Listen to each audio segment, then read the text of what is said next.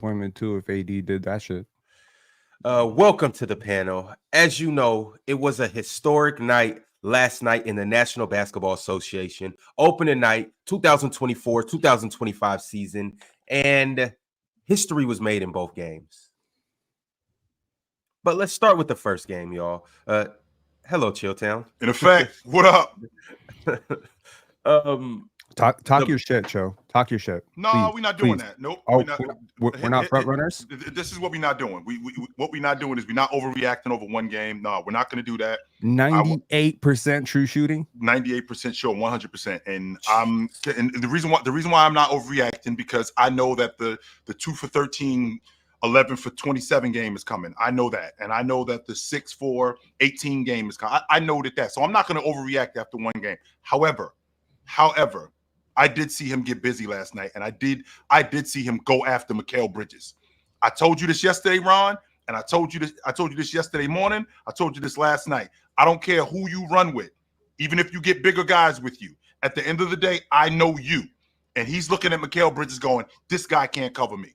He cannot do anything with me whatsoever. And he made that clear right from the beginning. But again, I'm not gonna overreact to one game. I'm not going to overreact to, Jason Tatum's going to win the league MVP. I think what he is doing, though, is I think he's going to try and shut these people down and talk about him like he's just one of the other players in the NBA. And I think he's not trying to hear that anymore. I'm not just another one of these guys. I'm way better than that. And we're going to get to the bottom of that. You're not going to overreact. I'll overreact for you. I was going to say, like, we'll glaze. We'll do some Tatum glazing for you. Don't worry. Who wants to start?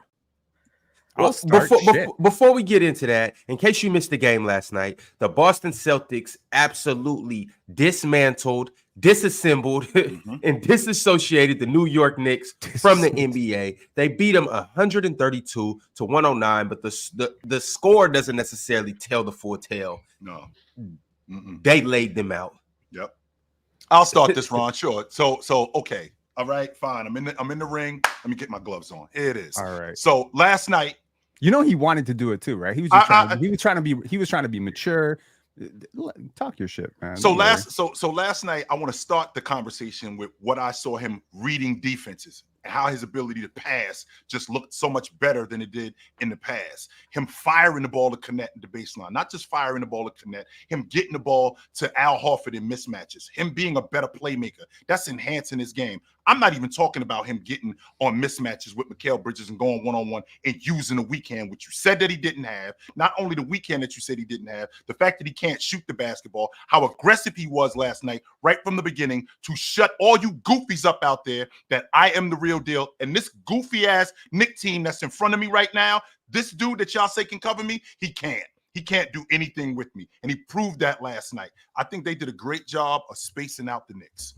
They did a great job of moving the basketball. Jason Tatum's ability to read in the double team. So instead of him at the hash mark when he gets doubled, instead of him getting the ball right across, no, he fires the ball to Derek White at the free throw line, and Derek White fires the ball to Drew Holiday in the corner. That's a connector pass. He wasn't making that read 2 years ago. He wasn't making that read 3 years ago. He's making that read now, which makes them a lot better. You guys talk about the Boston Celtics, and you talk about how good they are. One of the main reasons why they are as good as they are is because of Jason Tatum's ability to play make. One of the main reasons why they are as good as they are is because of Jason Tatum's ability to score the basketball. One of the main reasons why they are as good as they are is because of Jason Tatum's ability to defend. And what he did last night overall against that New York Knicks team, he looked fantastic. So you better start respecting him, and you better start getting used to seeing him because he's going to be around. I don't even think the Knicks played a bad game either. Like Karl-Anthony Towns could have been a little bit more aggressive, in my opinion. The defense was not as good as we thought it was going to be, but they were shooting pretty well. I think as a team, they were around like 45, 50%. It's just the Celtics were 29 threes on over 40% shooting as a team. You're not going to beat that. You're just not going to beat that. And they were on fire that game. So I just think the Knicks have a lot of questions on their team, and it was just not the best night to try and figure that out against the defending champions, So the Celtics, they were going to come in and they were going to expose all of those weaknesses. They played a lot of drop coverage in the beginning, and the Celtics were frying that. They attacked Jalen Brunson. They attacked Karl-Anthony Towns. They got a lot of things to figure out if I'm the Knicks. So they had the problems that I said they was going to have. Interesting. Which problems are those, Mars? Which since Karl-Anthony which Towns problems are without those? Rudy Gobert defensively is going to open a lot of people's eyes. He's still not a good defender. He still can't play drop coverage. That was heavily evident in the first quarter. When the Celtics were going after him every single time down the floor and they were getting a good look every single time because he can't play drop. So then what do you have to do with Karl-Anthony Towns? You have to bring him to the level of the screen, which means you put 2 on the ball, which allows the Boston Celtics to have the Knicks in rotation and find open threes. Karl-Anthony Towns is going to be borderline unplayable defensively against the Boston Celtics, unless you have him at the 4 next to Mitchell Robinson, but then you compromise the spacing that you work so hard to get. Karl-Anthony Towns defensively is a nightmare against the Boston Celtics, like I said he would be. Jalen Brunson is just too small to be an impactful defender. When you have a bad defender at the 1 and the 5 against a team like Boston, you are not going to have a good defense, no matter how good you think OG Anunoby and Mikal Bridges are. Even though I told you Mikal Bridges is not that good defensively, he died on about 600 screens last night because he hasn't been a good defender for about a year and a half. Told you guys that about the Knicks as well. But with all that being said, Jason Tatum looks fantastic, and I don't want to talk about how bad the Knicks are because I think the Knicks are still going to be a really good team in the regular season. I just think they're a horrible matchup for Boston, and I don't think they're going to be able to beat them unless I see some things change over the course of the season, which is definitely possible. But Jason Tatum looked wonderful. Him making pull-up threes at that clip is obviously unsustainable. He's not going to do that. But if his jump shot looks as smooth and refined as it did last night over the course of a season, the possibility of that 2020 jump shot coming back is definitely real. And if he's shooting like his 2020 self, while having the playmaking development he's shown, there was one pass he made. I think it was to Derek White. It was like an underhanded shovel skip to the right wing. And I was like, with the weak hand, by the way. Yeah, left hand, underhand shovel, right in Derek White's shooting pocket. I was like, damn. If he's doing that, then he was getting to the rim with aggression. He was finishing through contact. He only took 2 mid-range jumpers. They both went in, but he only took 2 of them. I was like, nice. If Jason Tatum playing like that, that's how he gets into them top 5 conversations for me. If he's that consistent of a shooter, he's that aggressive downhill, he's that good of a playmaker and decision maker, that's how he gets into the top 5 conversations. Defensively, I think he was great. Defensively, I think Drew Holiday was pretty good. Derek White had one of his lesser defensive games, and I still think he was cool. But the Knicks offense minus Jalen Brunson is just extremely stagnant, and that's because they did the thing that everyone does against Karl-Anthony Towns, which is guard him with a wing. When you guard him with a wing, the advantages Cat has in terms of quickness and outside shooting gets nullified. And then when you use him as a screener, now you just switch because Karl-Anthony Towns isn't the dominating post presence of like a Jokic and Embiid where you can't put wings on him. So he's going to be a perimeter big. And then when you take away his biggest advantages on the perimeter against bigs is that he's quicker than them. He gets a bit nullified out there, and then it takes away from the Knicks offense in terms of downhill threats and all of those things. So they got a lot of things. Wouldn't that, to your point, Miles, wouldn't that be a coaching issue? And the reason why I'm asking you that, because the Boston Celtics are a very switch-heavy team. With them being a very switch-heavy team, I'm watching Drew Holiday get switched on the Cat, and I'm thinking to myself, why don't you hunt that matchup more and put Cat in the post, which they did not do. In fact, what they did was they spread their offense out even more and tried to play like the Boston Celtics and shoot the long ball, which I said to you yesterday, the Boston Celtics have the unique ability to make you play the way that they play. You're not good enough to shoot the basketball the way that they do. You're going to get destroyed playing their kind of basketball. That's the issue that I had with the Knicks. So I think that that's more of a coaching thing because I think that Finch did a really good job in putting Cat in positions where he can be more efficient and score the basketball better, even though Rudy compromised the spacing. They put Cat in the post a couple times on Drew. There was one time he got a little lefty hook, which was kind of nice, good finish. But the issue with putting Cat in the post in those situations against the mismatch is when he does score a couple times, which he can because he's a very good scorer and he is a good post-up player. Once those doubles start coming, due to the lack of spacing of Josh Hart and now Mikal Bridges, who has forgotten how to shoot, guys are having to cut into the empty lane behind the double team. And then when Cat's trying to make the reads out of the double team, no open shots are being generated because guys can't make open threes. So they're heavily leaving off Mikal Bridges. Josh Hart is diving to the rim because he's not a good spot-up three-point shooter. So when Cat is drawing the double teams, they're not creating the open shots that you would think they could create out of the double team, which is why they stop posting up Cat as much. Not because Cat has an inability to score. It's because the offense around him, when the defense collapses on him, isn't creating anything because of the personnel around Karl-Anthony Towns. So I don't think that's a Cat problem in terms of them posting him up. He actually did do that. The problem is him being guarded by wings in the first place. and then all the spacing they have, the issues they have around that in terms of Josh Hart and Mikal Bridges. If Mikal Bridges can figure out how to shoot, a lot of these issues. He got going later. It wasn't. They were down 600. Yeah, by the time he got going, it was over. He did end up finding it. He did end up doing that. Maybe that's something to lean on. I'm not saying the Knicks are going to be a 9 seed because I think they're going to be able to comfortably beat a lot of teams out east and just in the NBA during the regular season. But when I talk about these championship contenders, quote unquote championship contenders, I'm judging them relative to the other championship contenders. So when I say the Knicks aren't that good, it's not that I think they're going to miss the playoffs or they're going to be in the play-in. Horrible match. I just think they don't have a shot against Boston, in my opinion. I thought that before last night's game and watching last night's game. Kind of confirmation bias, because if the Knicks won, I would have probably still been like, they don't have a shot, because then they went against what I was believing. So seeing them get blown out is just, oh yeah, that confirmed my beliefs. But I just feel like you look at it, they've got a long way to go in terms of figuring things out. But Boston is. Cho said they have an innate ability to make teams play the way they play, and it's a simple mathematics game. You have to play the way they play. If they get up that many open threes, now in order to keep up with how much they are scoring, you have to shoot more threes. You can't beat them by scoring 2-pointer after 2-pointer on a night where they are making threes. Now, they aren't going to tie the NBA record every single night. No, they're going to have their games that they lose by going 6 for 46 from 3. And then we're going to be here the next day on the panel talking about the Boston shoot too many threes. They're too inconsistent. That's what's going to happen. But when they are hitting, you have to shoot more threes, just mathematically, in order to keep up. That's just. I don't think enough credit is being given to the two simple facts. Number one, I don't think that the Boston Celtics played the best they can play last night. I don't think they're even close right now to playing the best they can play. Mm-hmm. That's a scary thought. The second thing is the Knicks could actually play much worse. They could have played worse. I'm not even trying to hate. 55% they shot, right? Now, this could get ugly, right? I didn't think going into the season that the Knicks had a chance or a prayer against Boston. And it's one reason. Your offense doesn't move. Your space doesn't move. It's Jalen Brunson creating a lot of stuff, right? When he's off, it's Deuce McBride, doing some stuff. And shout outs to Deuce McBride, because I don't even know where the Knicks would have been last night without him. That would have been they'd have been down 50. Yeah, they would have been down 50. Did he make 6 in a row, something like that? Absolutely. I think it was 7 for 7. Yeah, something like that. So you're gonna need Mikal Bridges to be so much better. He's gonna have to be the type of player that's actually worth 6 first-round picks. Which last night he didn't look like it.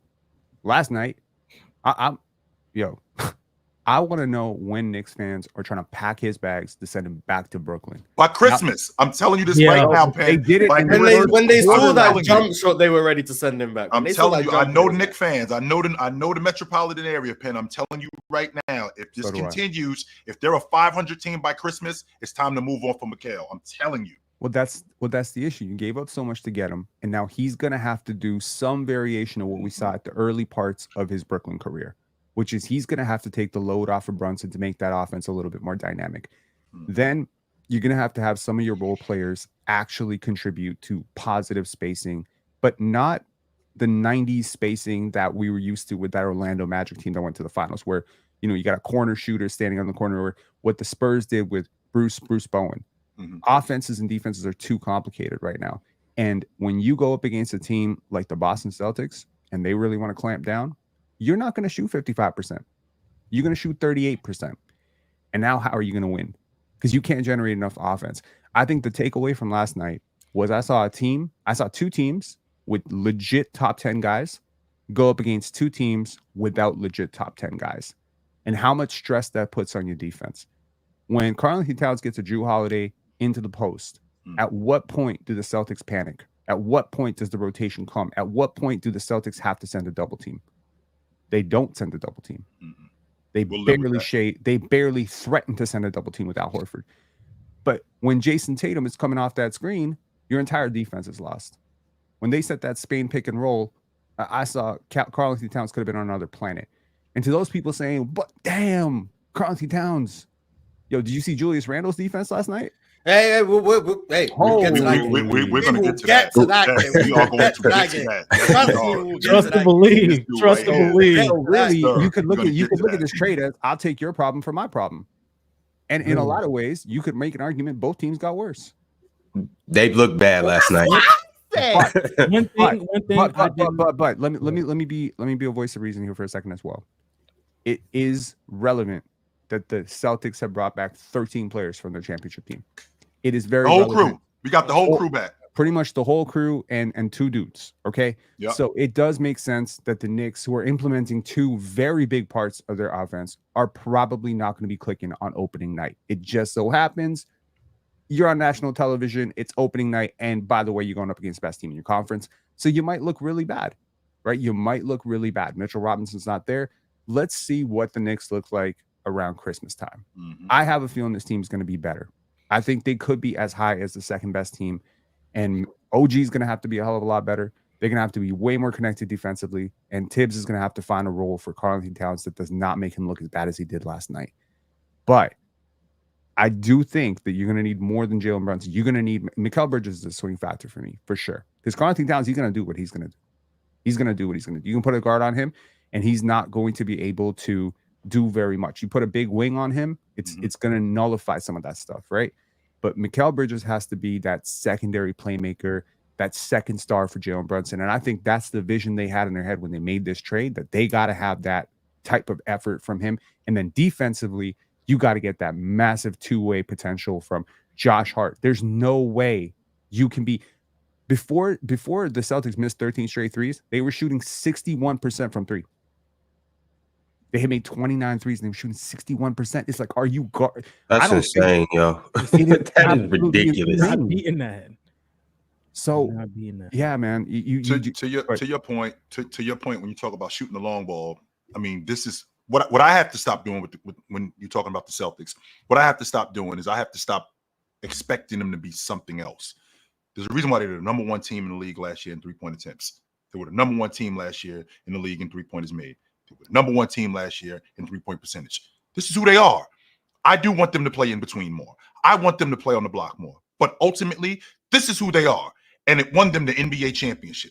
This is who this team is. This is who this team is going to be moving forward. They are going to shoot the long ball more than they're going to do anything else. They're going to do other things. They're going to get to the rim. They're going to get you to foul them. They're going to defend. They're going to speed the game up. But more importantly, they're going to live on the long ball line. This is who this team is. I have to respect that. Now, what you can't do, to Mars's point, is you can't get lulled into that game. You have to have some sort of urgency in slowing down that three-point line, because you can't get into that kind of shootout with them. You don't have the personnel to do that.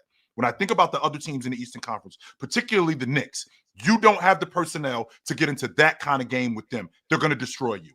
So the way that you compete more than anything is you get to the long ball line and limit touches. I'll live with Jaylen Brown shooting the long ball.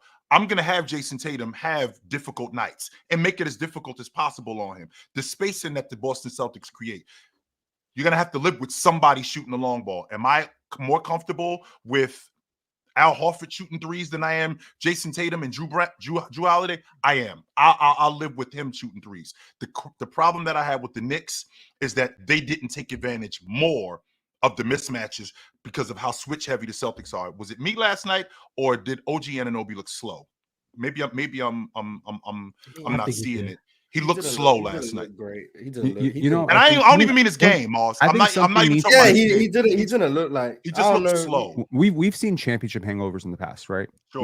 We've seen teams win it and then kind of get fat over the offseason, come out really sluggish, and maybe they think they can turn it on because they gas themselves up. I don't think in recent memory, at least, that I've seen a championship team as hungry. You could legitimately feel that the Celtics feel like they've got more to prove than everybody else. What we did last year wasn't a fluke. We're gonna shut a lot of y'all up.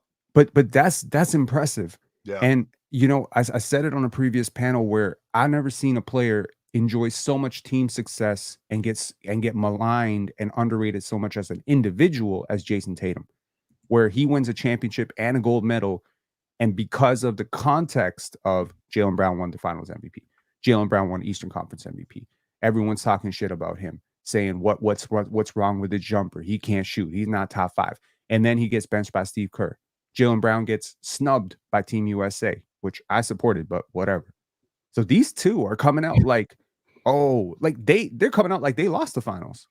It's like someone want to let them know that the championship banner is theirs, but it's like, yo, don't let them know. Joe Mazzulla's earned my respect in a lot of ways. I know he catches a lot of strays for some really weird stuff that he says, but he's got them.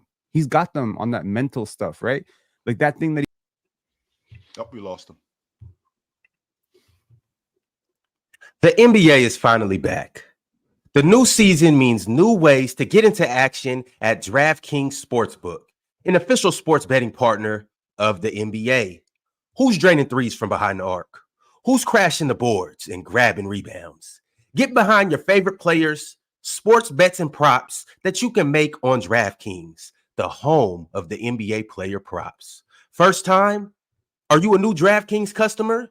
Well, bet $5 to get $200 in bonus bets instantly.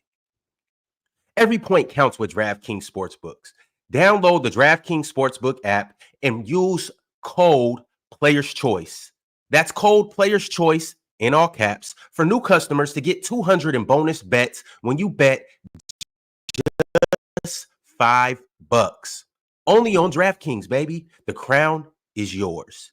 Got a gambling problem? Call 1-800-GAMBLER. In New York, call 8778-HOPE-NY or text HOPE-NY 467-369. In Connecticut, help is available for problem gambling. Call 888-789-7777 or visit ccpg.org. Please play responsibly. I repeat, please play responsibly. On behalf of Boot Hill Casino and Resort in Kansas, 21 plus age and eligibility varies by jurisdiction. Void in New Hampshire, Oregon, or Ontario. Bonus bets expire 168 hours after issuance. Bonus bets expire 168 hours after issuance. For additional terms and responsible gaming resources, see dkng.co/bball.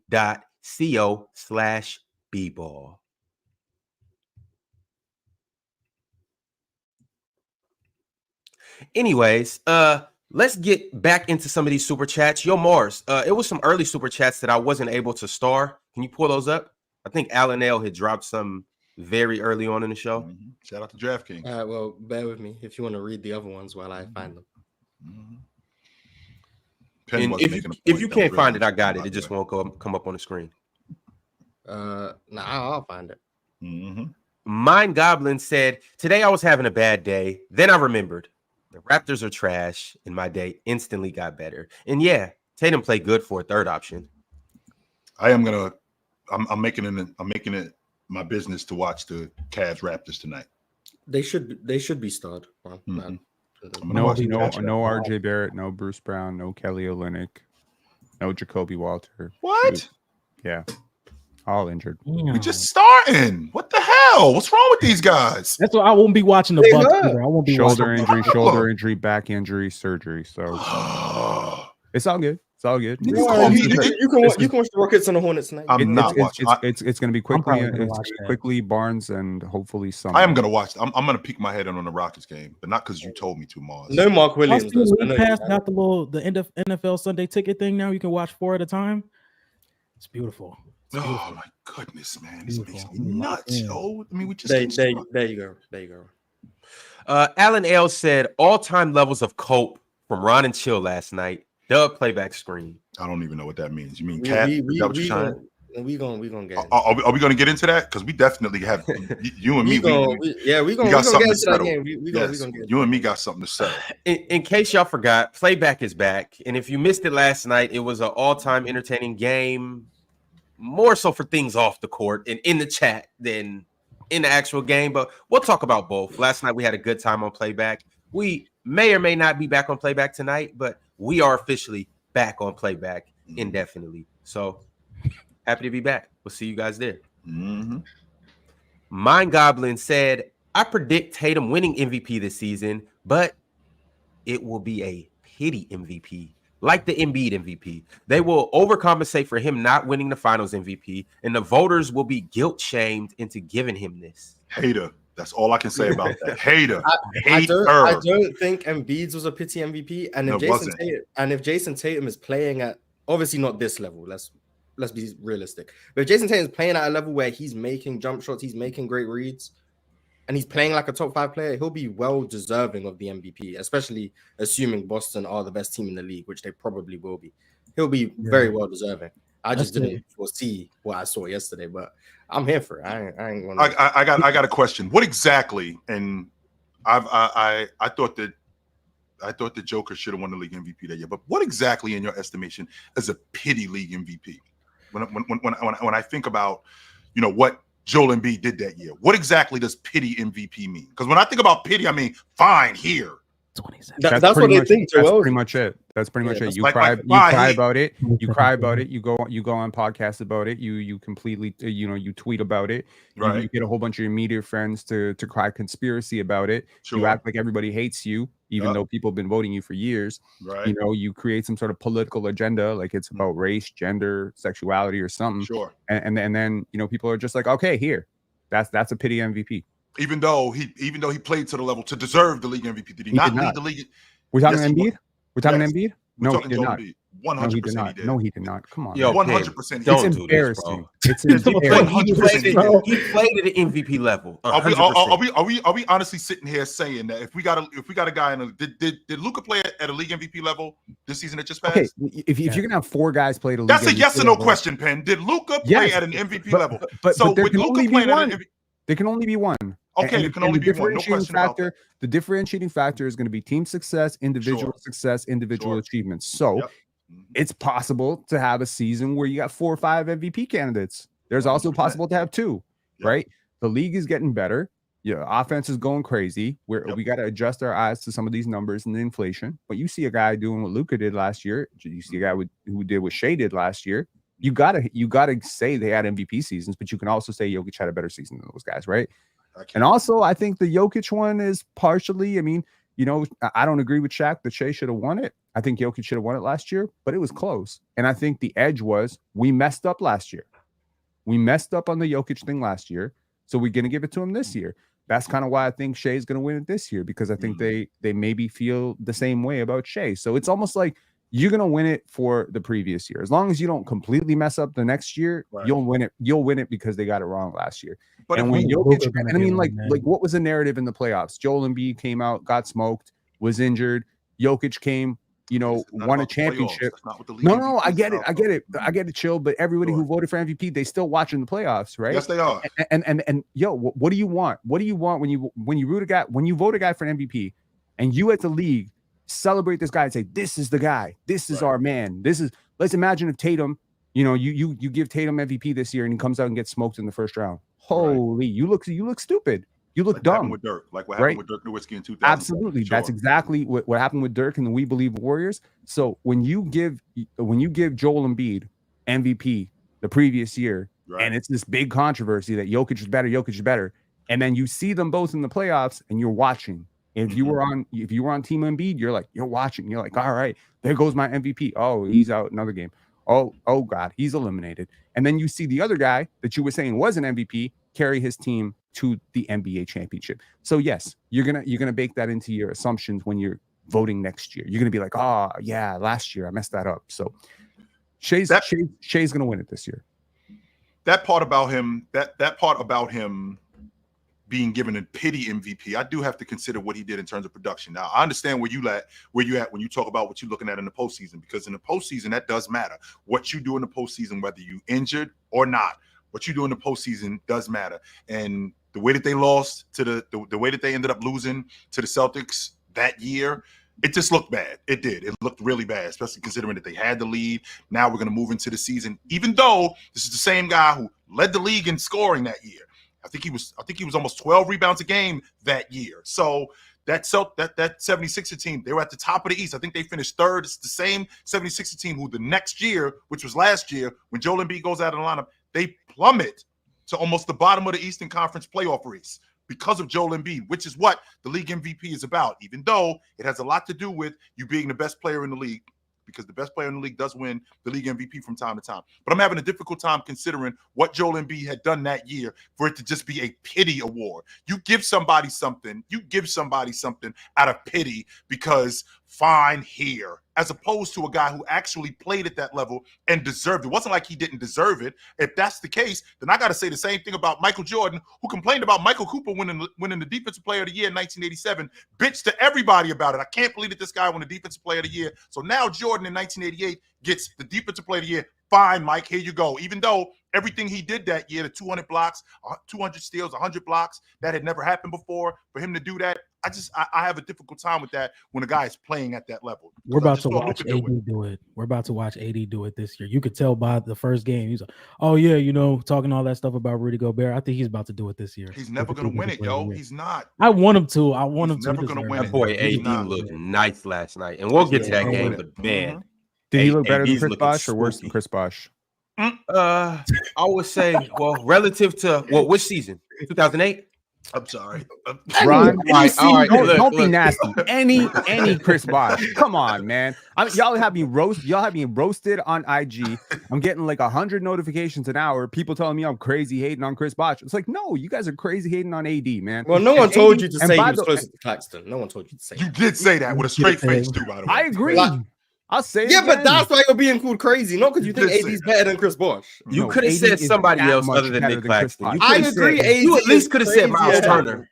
Y'all remember hold on. Y'all remember the Brian Scalabrine quote where he says, "I'm closer to LeBron than you are to me." Yeah. Same energy. AD is closer. Bosh is closer to Claxton than he is to AD, because what AD did last night and what he's done for literally the entire year so far is shown me that Chris Bosh couldn't carry his jockstrap. Wow.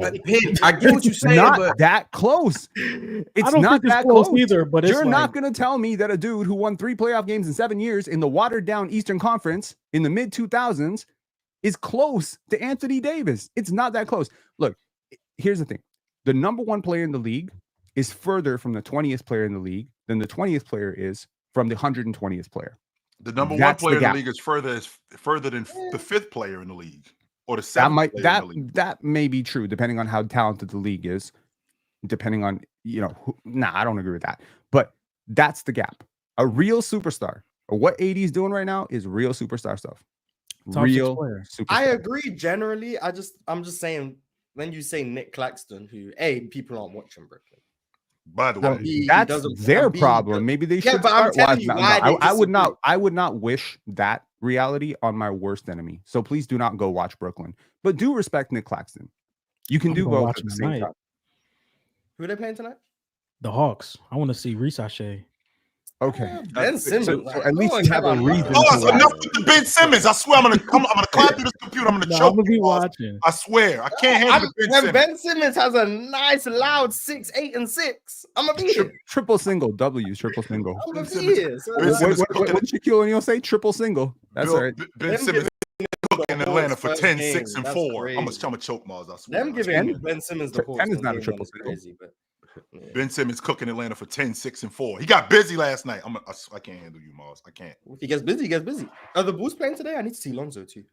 Yeah, it's a nice slate of games. It's 10 games tonight. I personally don't like all the games. It's for the most part a team that's not really good versus a team that is good, and the teams that are good aren't healthy. That's what we had last night. But you enjoyed it last night.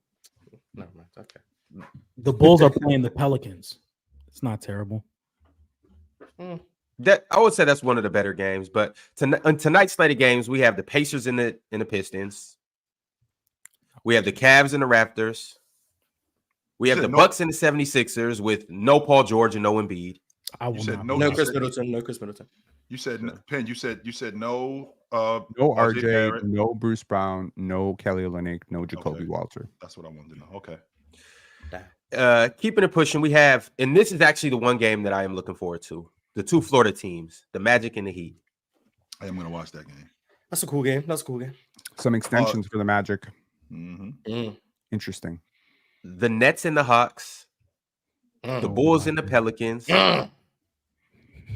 Brace yourself, guys. The Hornets and the Rockets. That was 3 straight elite games. The Grizzlies and the Jazz. I might tune in for the first I am quarter. going to watch that. I'm going to watch that game too. See that Jazz offense. Jazz offense. The Warriors and the Will Barton? Blazers. I'm going to watch that game too. You're going to watch that game, Chill, out of all of them? Well, Why? Well, I mean, because that's the game on after all the other games, right? It's going to be that or the Blazers. Clippers. Yeah. It's either going to be the Blazers and Warriors. I'm watching the Clippers and the Suns. I'm gonna peek Yeah. I'm gonna Yeah. peek my head in on the Clippers and Suns because I mean I already know what it is, but I'm making a conscious effort this year. I'm gonna watch some more bad teams because I need to pay more attention to these younger guys that aren't as good or are as good as people that's not giving them credit for. So I'm gonna watch more of them this season. You should wait till Shaden Sharp comes back. Yeah. To watch I got Blazers. James Harden stock this year, so we're gonna be watching the. You better Clippers. sell You ain't have him in the top 10. You Nah, better man. sell it. Bro, I had him at 11.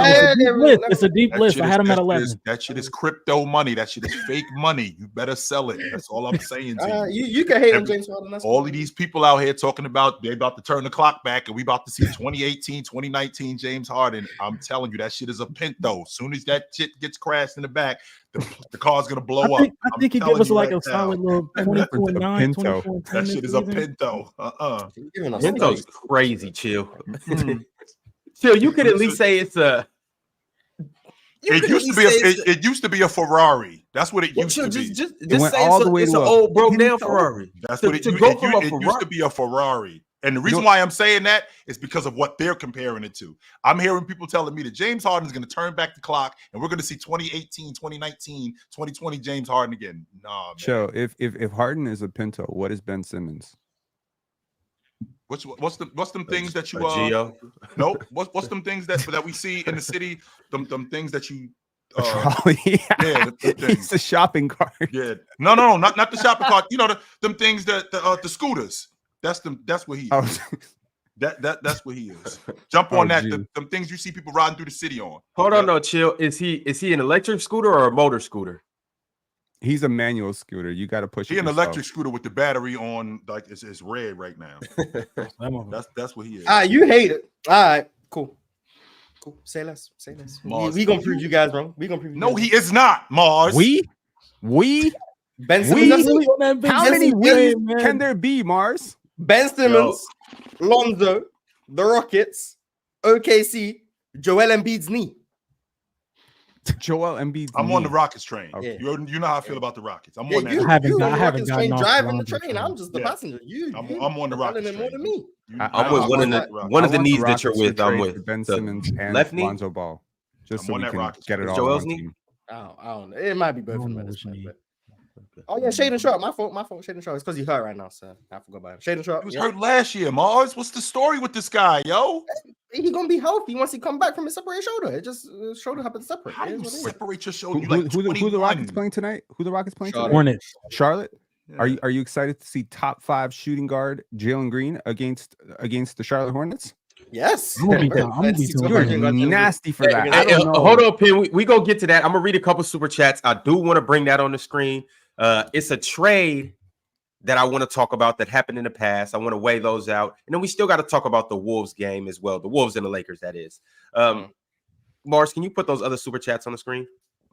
Here we go. Pimp named Slickback said, like I said yesterday, Mars is the only one calling out the Knicks' defensive problems. Towns and Brunson will be hunted all year. It's hard to see this team becoming a top 12 defense this year. We know what their defensive problem. Mars isn't the only one. We know that the Knicks have a problem defensively going against the best 3-point and shooting team in the league.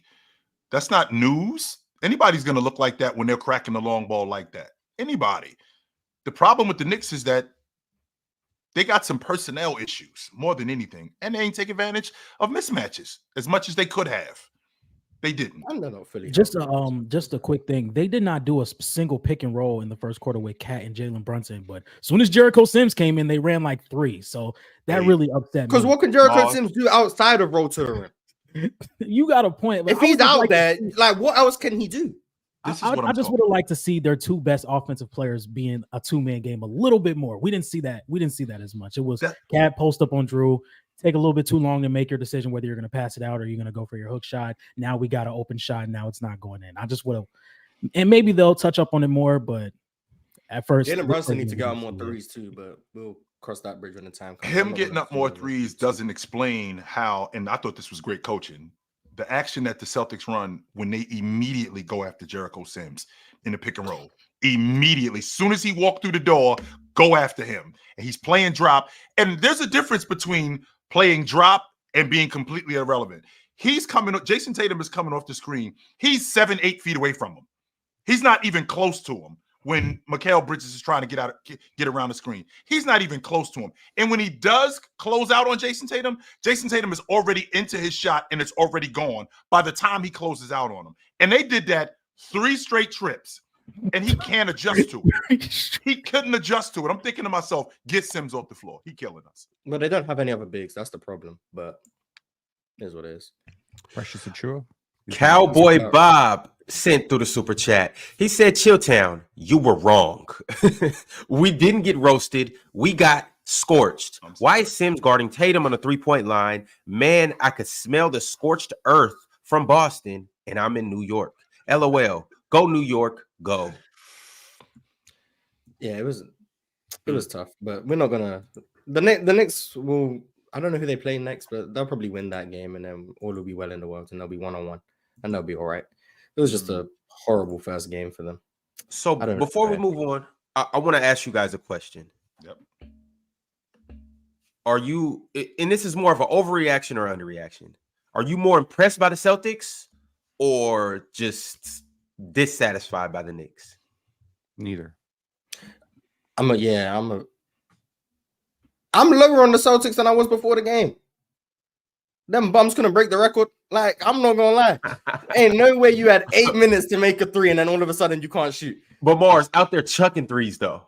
Well, Xavier Tillman stepped back, like everyone trying to get one. Jordan Walsh, I see like 3 air balls in the fourth quarter. Like everything I've seen from Boston when the game was they got in their heads. They got in their heads. If they didn't know 1-3, I'm like, if they didn't know, they would have hit 33. Yeah. They were just thinking about it too much. They're like, don't miss. Yeah. Peyton Pritchard going 1 for 600. Like, I mean, if you ever wanted to see shooting variants, there you go. Yeah, I'm low. The Knicks, I mean, we did the power rankings and I had the Knicks at 9. Like, I'm not very high on them. So 4. I think I might have. Yeah, I'm not particularly high on the Knicks. So this isn't much for me. The Celtics had them at 1 convincingly. I think they're by far the best team in the league, especially when they're fully healthy. Yeah, OKC's really good, but I think they're doing this without Kristaps Porzingis, and I think I said yesterday in the Telegram group, they won the finals last year without KP and with Jason Tatum being one of the worst shooters in the NBA. If they get a Jason Tatum playing like his regular self shooting the ball and a healthy Kristaps Porzingis, that's basically 2 new additions to the team, pretty much. So like Porzingis played 4 games last year, and Ron, to your point, they play Friday. They play Indiana, and then they play. Who plays Indiana? They might be over. Okay, here's the thing. I know that Jason Tatum does not get the same love that Shea, Luka, these guys do, right? Is he probably the best, most well-rounded version of all those guys? Is he the most well-rounded among those top 6-7 guys? I think he's the most versatile player in the league. I think he's the most versatile player in the league. Well, that's the thing, right? So that versatility, I think, could be, because I'm not overreacting to what the Celtics did. I mean, I was joking around with Chill earlier. I mean, I think they're fully capable of this. And guess what? I got a cheat sheet for you. You know the team that's going to break that Milwaukee record? It's going to be the Celtics later this year. When you take 60, 65 threes, 55 threes, you're going to hit 20, you're going to hit 30 at some point. And especially with the talent of shooters that they have, they're probably going to break it against a Charlotte or a Detroit or a Washington or something like that. And hit like 32, and then everyone's going to be talking about that. Sure. My point is, I think that I didn't learn anything that new other than Jason Tatum might be even better than I thought. That was my big takeaway from that game. I'm not overreacting to the Knicks or anything like that. I think it was the next game where I was like, I think I need to adjust my expectations of what the Lakers can look like with JJ Redick. And also, I think I might need to rethink that half-court offense with Minnesota. Oh, it looked ugly. Who was saying that? I don't know. It looked ugly. You should just wear a shirt that says, Oh no, Mars. told Who you was so. saying that? Oh Mars? yeah, I mean, no, because I don't need to wear a shirt to say it because hey, when I'm right, I'm gonna make sure everyone's gonna. Who was saying that, Mars? So I we're don't know who clear. was saying. I have no idea I don't who was know. saying Who that. was saying that? Offense would be concerned. I don't know. I really have no idea. Because I'm pretty confident that we all had an issue with Minnesota's offense. We all had an issue with Anthony Edwards, with Anthony Edwards' ability to read pick and roll and pick and dive. We all had an issue with Anthony Edwards playing in the mid range in the fourth quarter and his shot selection. We all had a problem with the. So you had those problems, but thought they were going to be the best team in the West. I still think clearly those problems weren't that bad. So clearly you don't think those problems are that severe. Even if every team has problems, Mars. Not just the Minnesota Timberwolves. The Oklahoma City Thunder had a rebound problem last year. They won 60 games. They had a big time rebound problem last year. You listed off about 19 problems that you saw with the Wolves and was like, okay, all those problems. Here's the thing: the Wolves all those problems I saw, despite Dallas dismantling them last year, Dallas just got lucky and had a favorable match. The Wolves have elite defense and elite depth. This year, I'm not gonna lie. I see all these problems with the Wolves, but I still think they're gonna be the best team in the West, despite one guy I'm currently pointing out. They could be the best. No, hang on. They could be the best team in the West. Let's not downplay that. They could be the number one seed in the West because they have the kind of defense. Like, I can't think of a team that wouldn't kill to have Naz Reid off the bench. Like, he might be the best big coming off the bench. He shouldn't be off the bench. I agree with you. Dante DiVincenzo coming off the bench to kill Alexander. Who should be playing in front of him, Mars? Who should he be playing in front of, Mars? I'm sorry. Last night, he should be playing in front of Julius Randle. I think last night. I think that there's a lot of teams where they're one injury away from having to play Pacome Dadier.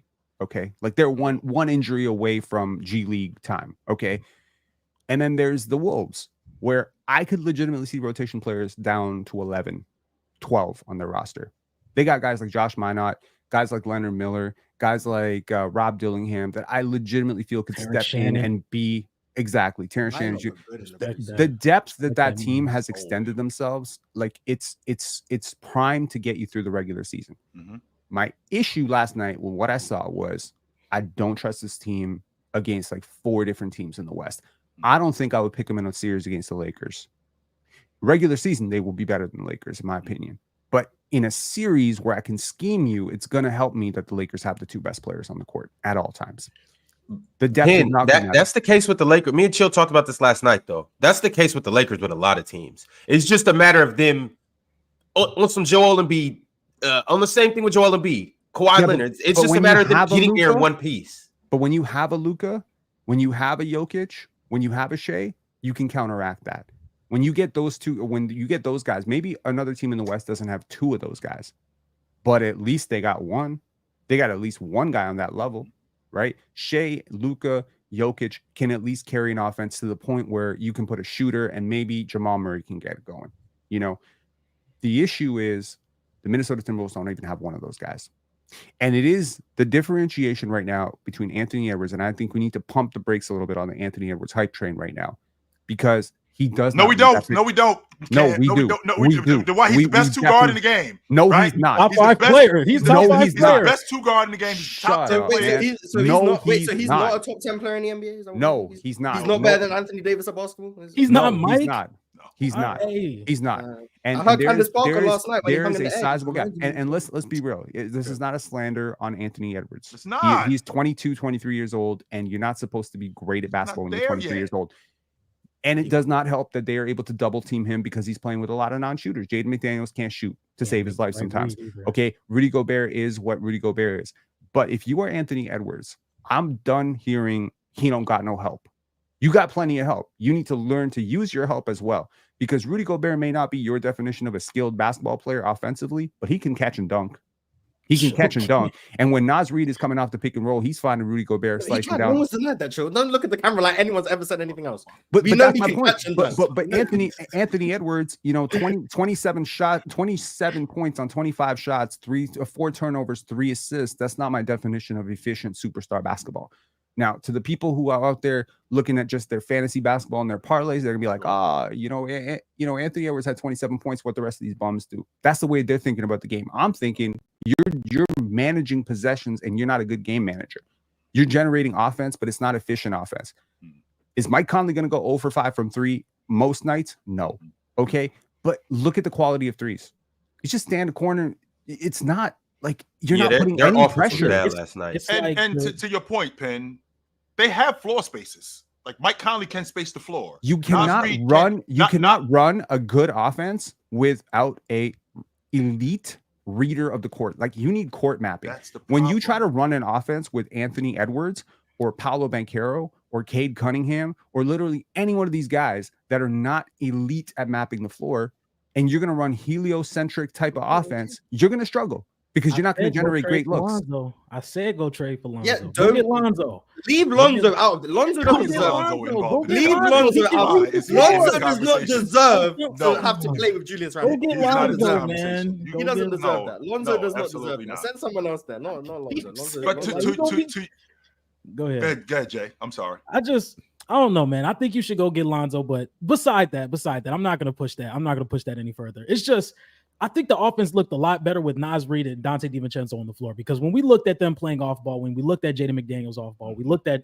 Julius Randle off ball. There was moments where the Lakers aren't concerned on motion threes for Julius Randle or for Jaden McDaniels. They're not worried about that. Mike Conley or Anthony Edwards are too late making the read and it leads to turnovers. It's just moments where this offense looked really slow. Anthony Edwards is not making the right read. Jaden McDaniels is not a threat outside the arc. Mike Conley isn't the best off ball.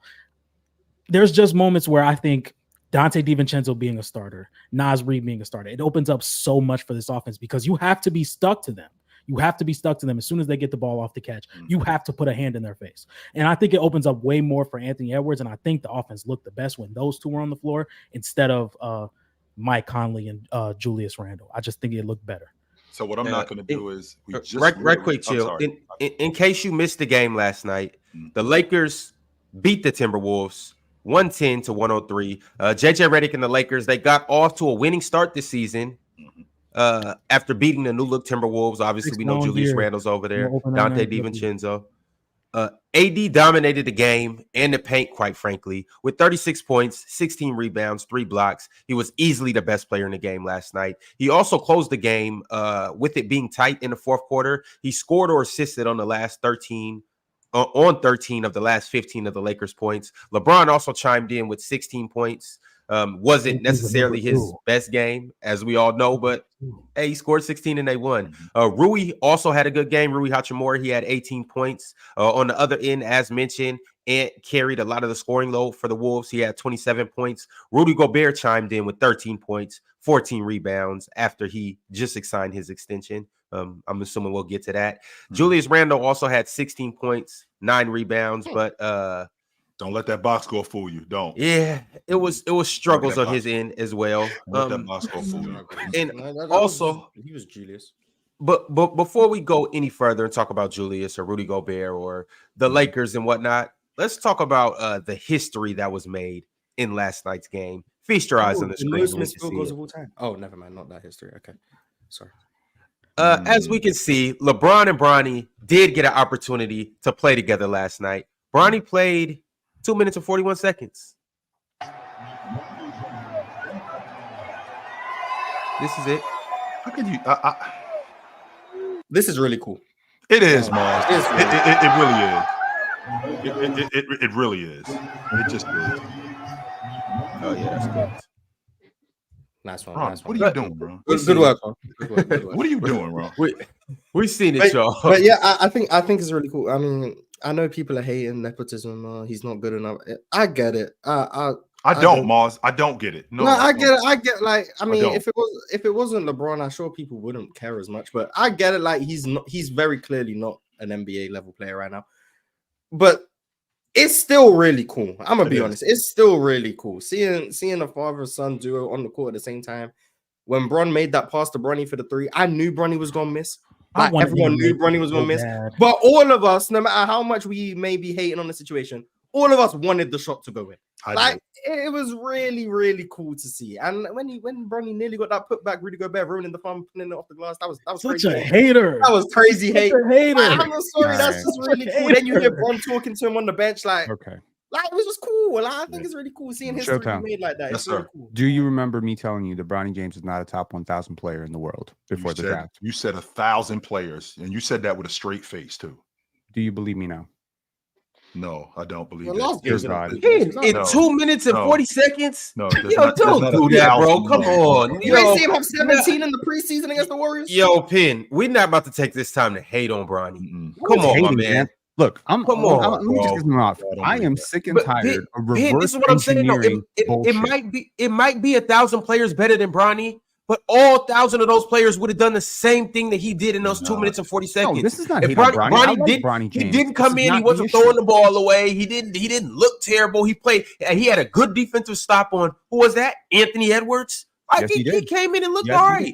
He He didn't looked come out and just all of a sudden look like, yo, why is this dude out here? He Right. looks terrible. He doesn't belong.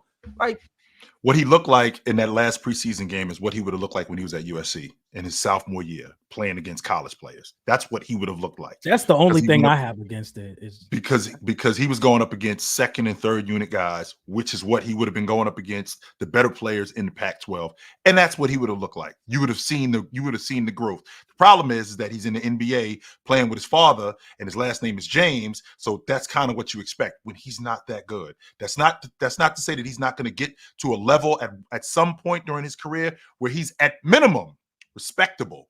At minimum, he's respectable. He's just not there yet. But ultimately, what I saw last night, you can line up 1,000 fathers.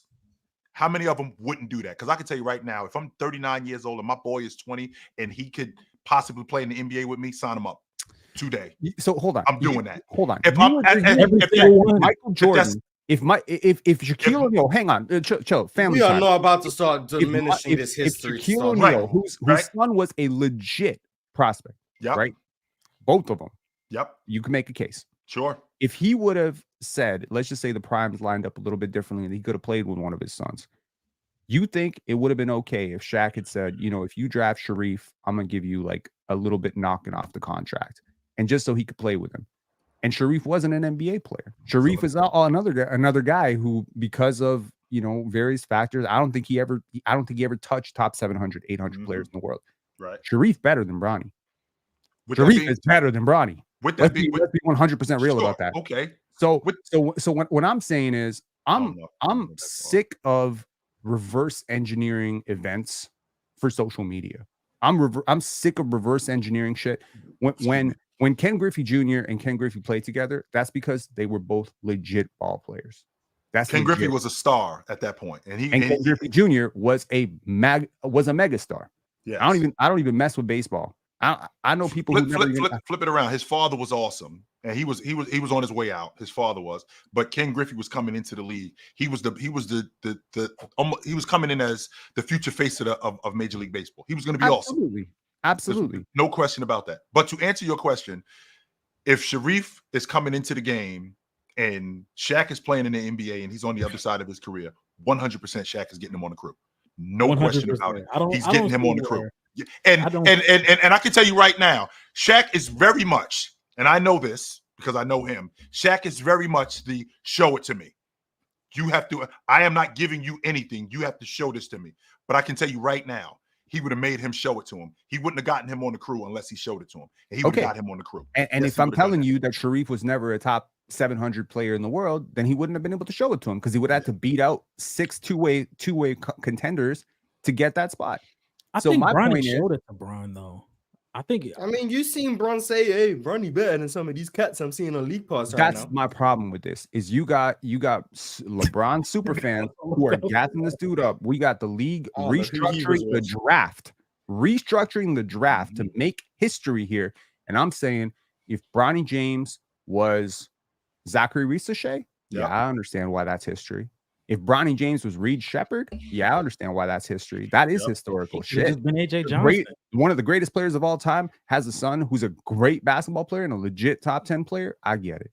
But he would not have been drafted on the basis of his own merit. He'd be at best in the G League right now. So when you're trying to reverse engineer history this way, you can say it's history, but it ain't like the other times. Don't put Ken Griffey in the crowd and be like, oh, me, we're the same. You're not the same. That's not the same. You can say it's manufactured history. That's fine. Like you can say it's like these guys clearly aren't two NBA caliber players on the court at the same time. But he's been doing this his whole damn life, Mars. No, he did this. He did this with Miami too. LeBron controls his narrative to make it like cool. I'm And so perfectly what? fine with- So yeah, I'm you perfectly fine with you build a super team. You build a super team. You call yourself the GOAT. I just want to say it's cool. That's all I want to Right. do. I just want to say it's cool. If you think he manufactures history and he controls the narrative of his career and his legacy, Right. cool. I'm gonna be honest. Today is not the day for me to care about that. A father was on the NBA floor with his son at the same time on the same team. I don't care if Bronny was me. That's cool. Like, I'm sorry. In a game that counted, by the way, Boss. And by the way, it was a game that counted. I don't care if Bronny was 5 foot I don't one, care if the whole chat says I'm 350 hating. pounds. I think that's know, cool. I know there is a sizable amount of people in this world that 100% agree with me on this. That this shit is that you don't get to reverse engineer this bullshit. You don't get, if you're Michael Jordan, I would not respect. He would have done it too. If He would have done it for Marcus. He 100% would have done it if he was in the league. Didn't And Marcus, do that, he would have done it Bill. for him. Quick question. Marcus Jordan could play ball. He was a decent hooper. MJ wasn't in the league no more. No, he wasn't. But He he can would still have done post that some for him. favors. 100% Just so he can be like, oh, my son made it to the league like Del Curry's son did. But that's, And what does that's that not- even?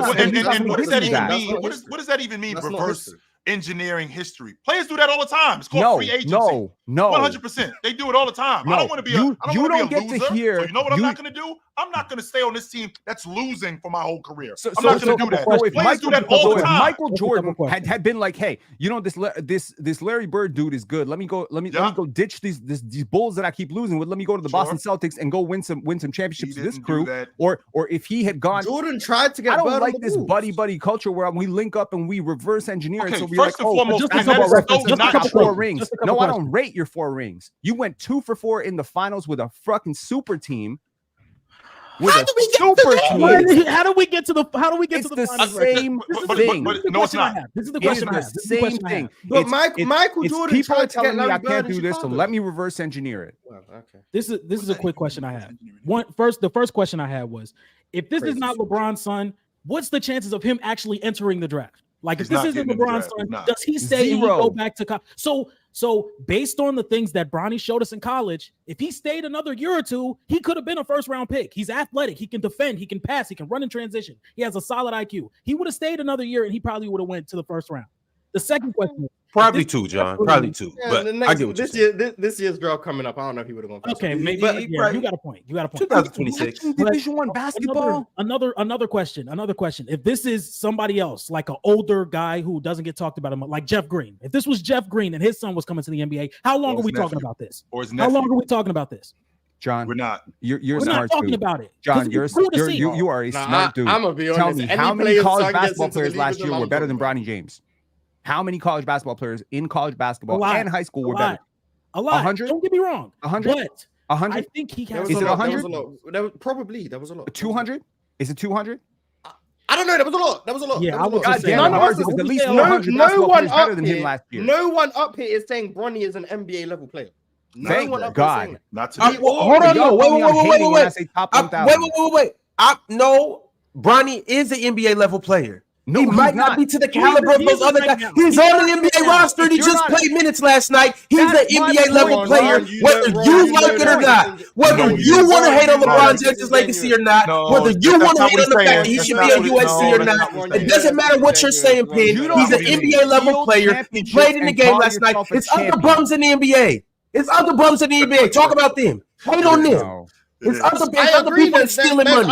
There's There's bums in the no NBA bum who also that's aren't that NBA bum. level players. The point that I'm making is Bronny can go out there. He's athletic enough to play with these guys. He's good enough to defend, and he can knock down an occasional 3. That's the NBA level player. No, Hey, it's not. Hey, no, you guys Do are you going know to how hate many this players take. are in You Europe guys that are are going way to better hate than this him? take. You guys are going to hate this take. There If might you be can 20 do players that, in you're an JUCO NBA right level now that are player. better than It- him. Yeah, but you're it- being wildly. See, now it's going to turn into me hating on Bronny. You're being wildly optimistic. Bronny James has not shown you the ability to consistently make threes in over a year and a half. I said occasionally make threes. One. Yeah, And a 26% 26% college three-point shooter who Sure. wasn't able to make threes in summer league, wasn't able to make threes in the preseason, and I'm not going to use 0 for 1 last night against him, who hasn't been able to make threes at any solid rate for over a year, is Sure. not someone who's an NBA level player because they can shoot 25% when all of their offense comes from stationary catch and shoot jumpers. When that's the only way you can even contribute on offense and you can't do it, that's not an NBA level offensive player. And the idea about Bronny James' defense is because he moves pretty well laterally, so on the ball he's capable. He's a mismatch against any sizable wing. We saw Julius Randle bully him in his first possession. His off-ball defense is not good. Julius His Randle, actual effort level has been egregious throughout summer league and the preseason in terms of filling lanes in transition where he probably should be at his best. He jogs up the floor. On defense, his IQ and actually locating the ball and picking up is actually really bad. Bronny James has not shown you anything to show he's an NBA level player. We don't need to lie about how good Bronny is to acknowledge how cool the history is. Penn is just hating on the I'm not history. lying You're about how good lying he is. about how I'm not. good No, Bronny is. I'm not. You know what? hyping You know what? Bronny up. You know I'm what? not That's hyping not Bronny up. LeBron. I said he's athletic. He can play defense and he can space the He's floor athletic, somewhat. he How can many guard on the prospects ball every against year are some athletic? guards. How many and he prospects every can't. single year are athletic? He can't. There are Who's so athletic? many. You got to athletic. look. I'm But- not saying that there's not other people that should be here over Bron. I'm saying it's not that hard to do what he's He doing. would not start in I'm EuroLeague, saying Ron. it's There's a no bunch of team people that can think do of in that. EuroLeague that would start him. That's the second best. I'm not capping. That's not a huge drop off. Have you guys seen much more from Max Christie? That's not a huge drop off in the Christie's EuroLeague. way That's number better one. than And him, number Ron. two, Are you crazy? the EuroLeague is way different. What's Max Christie's job on the Lakers? Three Play games. defense, Pick space 5 the fouls floor. up. Still better. James Play does- horrible. James defense, does not space the better. floor, He's run the actually lanes. He's better at both of those things. And he's I'm not not saying 6'6". he's not. On top of that. I'm agreeing with you guys. There is a good amount of players that are better than Bronny at that. I'm just saying Bronny can do that. I'm not saying he could. I'm not saying he should be a starter. I'm not saying he should be But he this can't do role it or at this an role. NBA level. He hasn't But shown if you he that started Moss, tomorrow, everything you're that going to be NBA saying level. he should be a starter. Moss, everything that you just said about Bronny James sounds to me like a guy who should have just stayed in school. That's it. That doesn't sound like a guy who just can't play at all. We're That's on the same page. Ron is just being different. That's- We're on the same I'm- page. that's- There's something there with Bronny. Now, do I think he was And ranked it's- top 20 in high school and a McDonald's All-American solely off of his merit? No. When I watched him, I'm not gonna lie. Most of these top 20 guys in high school are actually like more than role players. Bro. This man was a role player in high school. I think some of his ranking was to do with the fact that his dad was his dad, but he was a solid player. He was a solid player in high school. Do I think he would have got a bunch of D1 offers if he wasn't LeBron James' son? No. Do I think he would have gone to school with a scholarship? Probably. Do I think he needed to be in school for a lengthy amount of time? Yes. We all know Do I that the think he reason has why some he's where Malachi he Flynn is doesn't because have an down the NBA line, contract. probably. Markelle Fultz is not an NBA player right now. Patrick Beverly is in EuroLeague, right? Is in that's Israel by, right by now. choice, by the way. Lonnie Mike Walker James does not have an is Is NBA not in the contract. NBA right now. Do y'all realize how much talent there is in the world? Yes. Jesus. Sorry, we're gonna Yes. get it. I'm We're with you. gonna I get just- Seattle just- gonna just take all so you them know- up in a couple Just so years. you know, Lonnie, just so Seattle you know, gonna Lonnie take up all of Walker. them in a couple years. That's terrible because Pat Beverly is in Europe by choice. That's number one. Lonnie Walker got cut by the Celtics because it was a money issue, not because he couldn't play. It was a money issue with him. So we could keep going with a bunch of these There's guys. It's not because they're not 450 good enough to play. jobs. There's a Joe. lot of business that's going on here in the NBA. It's not just because they can't play. And a lot of these guys, Lonnie has a most lot of to these do with guys the business. can play. Now, with that being said, let's not lose sight of what happened last night.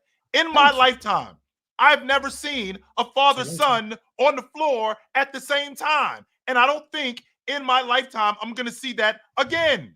That was awesome to see a father-son duo on the floor at the same time. And I am not of the opposite of nepotism. I can tell you right now, if I am in the NBA and I got a family member that can play and I can possibly get him on, I'm doing it. I am doing it. And to watch these two guys on the floor at the same time, this is the same LeBron James who I saw in 2009 in Dallas, kicking the ball around with his 5-year-old son. They're on the floor together. I can't They're believe I'm on the saying this, floor Showtime. together. You're soft. I think that's super dope. You're being soft. Why am I being soft? Because you think that the There's great- nothing wrong with being soft when it's your family. I'm sorry. I don't care what he is. It's his family. Be as soft as you want. That is your blood. That is your DNA. Be as soft as you need to be. If you can help your son get his dream to come true, because Yours you too. have enough weight Yours in the too. industry he wants to be in, do that. Do that is your 100%. kid. I'm doing That it. is your kid. I'm doing you it. better do that. I'm doing it. What? I'm 100% LeBron, doing it. being soft with Real you, love I'm starts with 100% accountability. Real That is love your starts with flesh and your accountability. blood. When you are soft with your kin, you are basically showing them that they cannot do better. I have to pull favors to get you Penn, into that's the league. bullshit, Make it Penn. on No. your They're own merit. billionaires, though. It's That's like bullshit, Penn. We No, have it's top. not. put them on. You keep saying that you're soft with your. We have people today outside of basketball that work in the family business: cops, carpenters, lawyers. I'm gonna get my kid a job as a lawyer right out of law school, even though Those are not good parents, Cho. That's Those are not terrible true. parents. Those They are not. terrible No, parents. they are I've not. met You know good why? parents in my Because what life, I'm Cho. doing And is good parents are no, basically that's like, not yo, true. I To know, say that this dude's I a know I bad set us parent, up, this but guy you never set met you his up. father before. Never met his father in his whole life. He never met his father. I Never truly met his think father.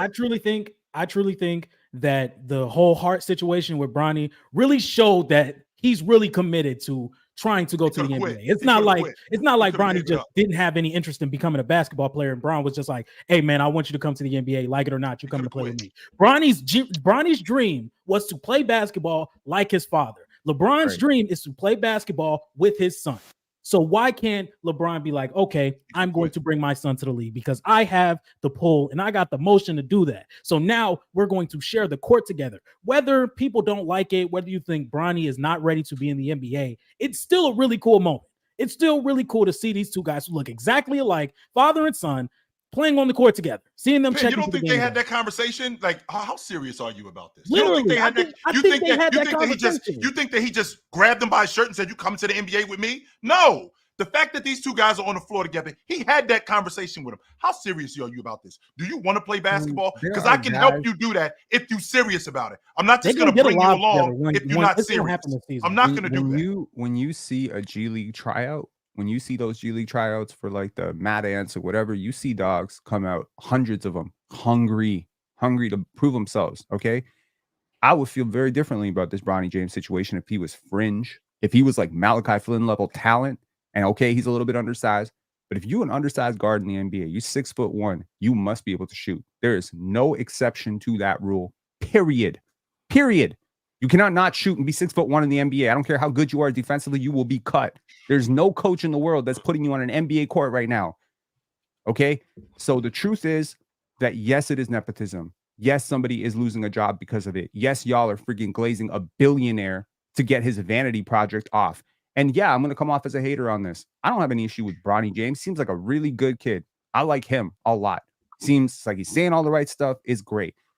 You can have this happen, but at least acknowledge how it's happening and what is happening. And it happens every day. It happens. But do every not day. compare it. Do not compare it to Ken Griffey and Ken Griffey Jr. That's not. I'm not same. comparing. I'm comparing. Well, LeBron is comparing it because he put him in the same. The reason why is because again, I have an opportunity. Bron didn't put them in the building. Bron didn't call King Griffey like, yo, King Griffey, but I have an we need you here opportunity to tonight. do something with my son. So that's Ken only Griffey's been like, done yo, I gotta be time. there for this. Just I gotta a be quick- there for this. just a Let me quick let me question. Just a quick let me, question. let me Guest of jump honor. let me jump in there real quick, Pen. Let me jump in there real quick, Pen. I just want to say this. He played 3 minutes. You know what I'm saying? He's not gonna play a whole bunch of minutes. You know what I'm saying? Like, it's really not that serious. I mean, it's a historical thing that's happening right now. So that's why that's what it's mostly about. We understand what's going on. Like, it's not something for us to sit around and keep dwelling on, like, oh my God, he's not good enough. Well, that's why he only played 2 minutes, Pen. You know what I'm saying? Like, and then on top of that, he was the 55th pick. They didn't take him 17. It's really not. It's. How I many mean, dudes went on whoever is. draft, Hold on, Pen. It's not all he's taking somebody's job, because whoever would have been there. And mind you, Pen, I have been to the D League tryouts. I have seen it. Yes, I've experienced it. I've been in those. But I'm saying I actually was on the court, tried out in these D League tryouts before. I've been to a G League tryout, Ox. I've seen how hard those guys go. Cool.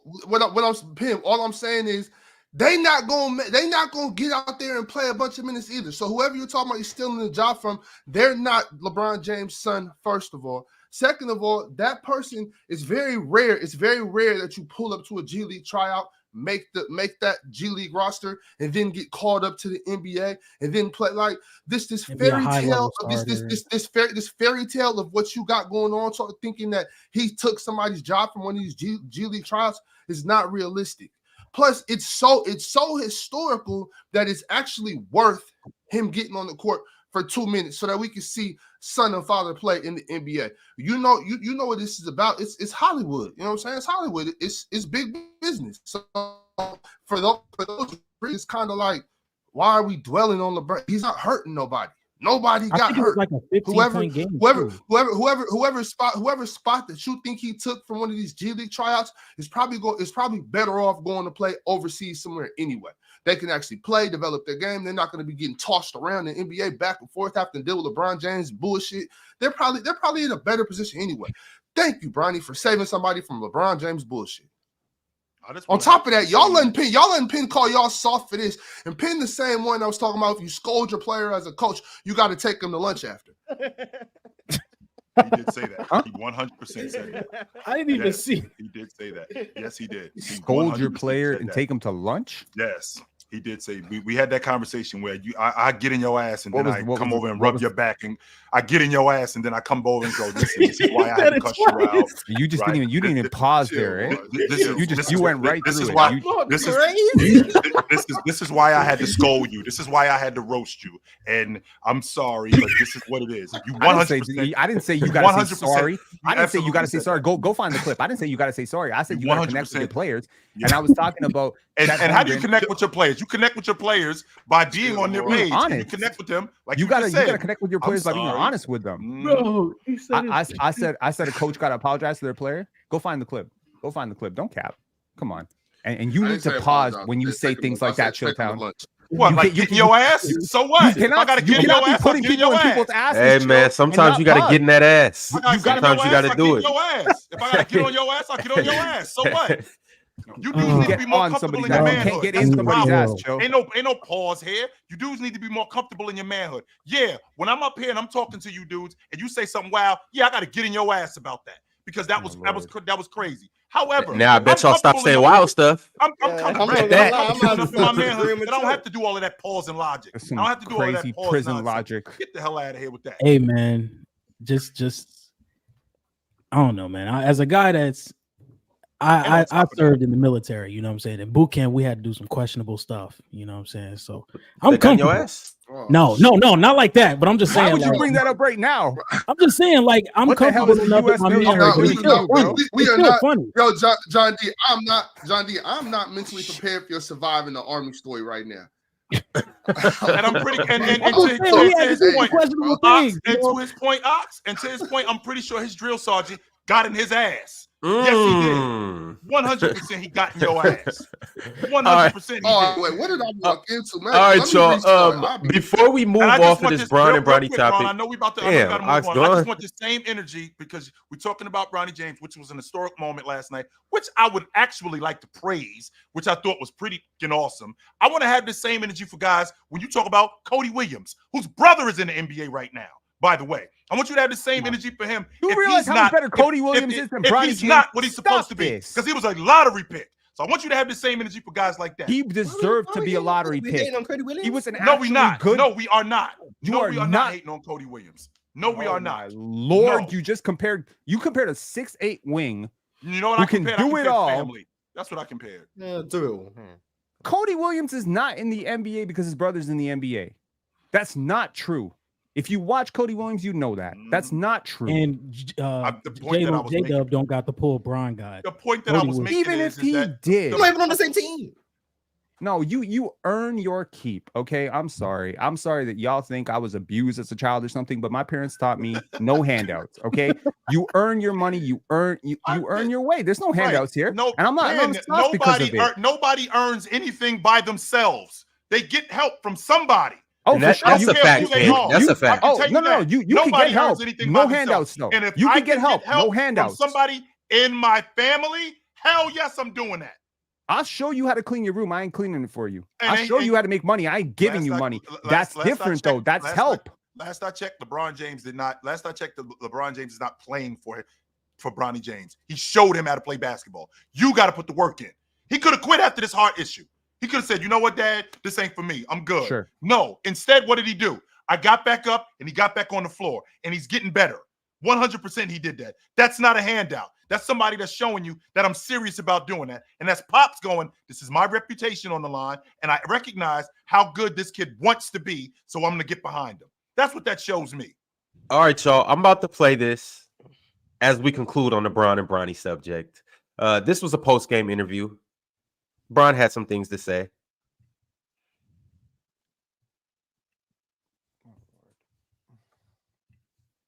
So special. It's family. It's always been family over everything. And, for me, I lost a lot of time because of this league and committing to this league, being on the road at times, missing a lot of his things, Bryce's things, Zuri's things. So to be able to have this moment where I'm working still and I can work alongside my son, it's one of the greatest gifts I've ever got from the man above, and I'm going to take full advantage of it. Who not doing that? Who is not doing that? Me. You in the minority, Penn. You are. That's okay. I know that. You're in the minority. Penn, stop. You're in the minority, brother. We can move on. Penn's made his mind up. That's fine. There's no convincing. There's no convincing. Just agree to disagree. All right, y'all.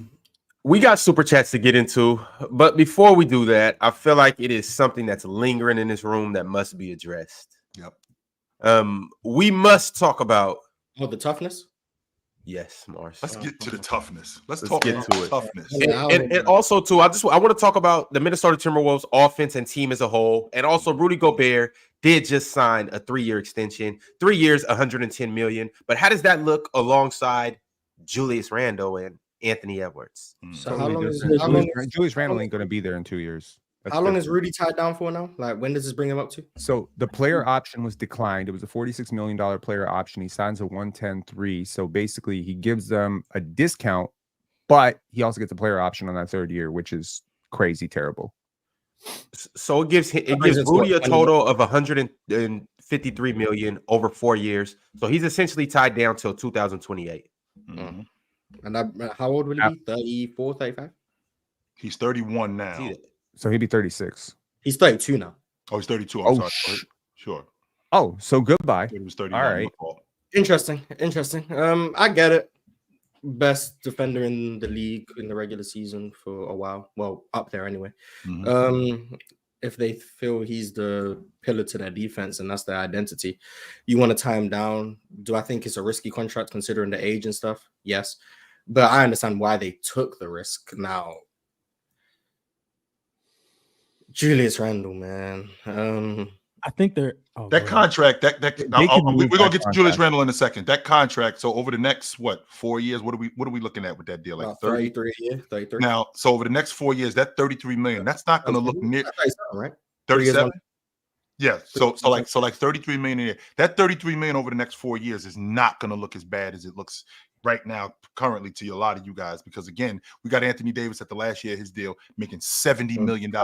We're gonna have a guy making $80-90 million. That's gonna happen. So to get Rudy Gobert, who's still at this point in his career an elite defender, and he could still be an elite defender into his mid-30s, he could still do that at a price of $30 million, $31 million. I'm not really sure that you're going to be able to find something like that, considering a guy like Wemby, who's going to be the defensive player of the year at some point. You're probably going to have him on the books for double that. Yeah, because of the offense. But yeah, I mean, yeah. If you have to think about it in terms of percentage of the cap, you have to. And his salary is 21.9 next year, 21.55 and 21.05% of the cap as an expiring contract. That's like roughly a fifth of your cap is going to him, and you're pretty much committing to being the luxury tax. The Randle contract doesn't scare me as much because it's relatively short term, and I wouldn't be surprised given the flux of young players that they have on that roster that have some value around the league, like a Terrence Shannon, like a Leonard Miller, like a Josh Minott, like possibly some future draft picks. If they really wanted to, maybe package Randle plus some stuff if it really doesn't work out, and it could possibly not work out, right? But it's worth a shot right now, and you could probably move off that Randle contract. So I'm not too worried about the long-term fit of Randle and Anthony Edwards, etc. Like Ant's going to be a super max player. That's a lot of money. And you could go over the cap with Ant because you got his bird rights. So because they're gonna have to re-sign him this offseason, yeah. Unless he declines, unless Edwards? he takes a player option. No, Randle. I think he's still on his rook deal. He's on a player. He has a player option, if I'm not he's still on his mistaken, rookie right? deal. Randle has a player option. Randle, I think he's making like $30 million a year. I think he's gonna look around the league and be like, I think I'm worth more than $30 million a year. He's going to be in for a rude awakening. This He's season, gonna be this mid-level. season he on the books for 28. This season right Yeah, here. I'm not saying he's worth it, but I'm saying much Rude awakening. he's probably. So wait a minute. So wait a minute, Ron. Let's discuss last night. Mars, what did you see last night that you didn't like? Let's talk about that. Oh no, I saw Julius Randle being Julius Randle. I saw egregious effort on defense. I saw not a good defender like I was told apparently he was. I didn't see the toughness I was Oh, I promised. couldn't wait to get on here and talk shit about that. Just told you I I'm was not an gonna lie. ass The only defender. reason you guys try and convince me of Julius Randle toughness is because he's dark skinned. I promise he does not play. That's tough. nothing to do with it. All he does Are we is using the talk dark tough. skin tax? We're not using That's those. the only No reason way. he'd be cool tough. You told me he Any was a player, good defender. any player who complains to the refs What? as much as he does, any player who walks back on defense as much as he does, any player who refuses to make rotations as much as he does would not be called tough. No player who plays like Julius Randle would be called tough if they weren't dark skinned. I promise they would. There's no indication of Julius Randle's game that suggests toughness. The way he settles for tough jump shots, the way he's unable to move people out the way consistently, the way he's just running people over. I guess running people over is toughness, but guess who used to do that? Karl-Anthony Towns. You know what you called him? Soft. The only reason he gets called tough is because of his complexion. And I'm not saying that's a good thing. I'm saying that's just the only reason it makes sense. I'll stay out of this conversation. That's the only rationale I can understand. Just a quick. He might be on to something. Defensively, he is a joke. You hear what Rui Hachimura said? Did you hear I what was Rui Hachimura said? actually getting to Or that. do I need to read the quote for the people who didn't hear it? Read the quote, Mars. This was Rui Hachimura. Please- Julius Randle's please read matchup it. defensively.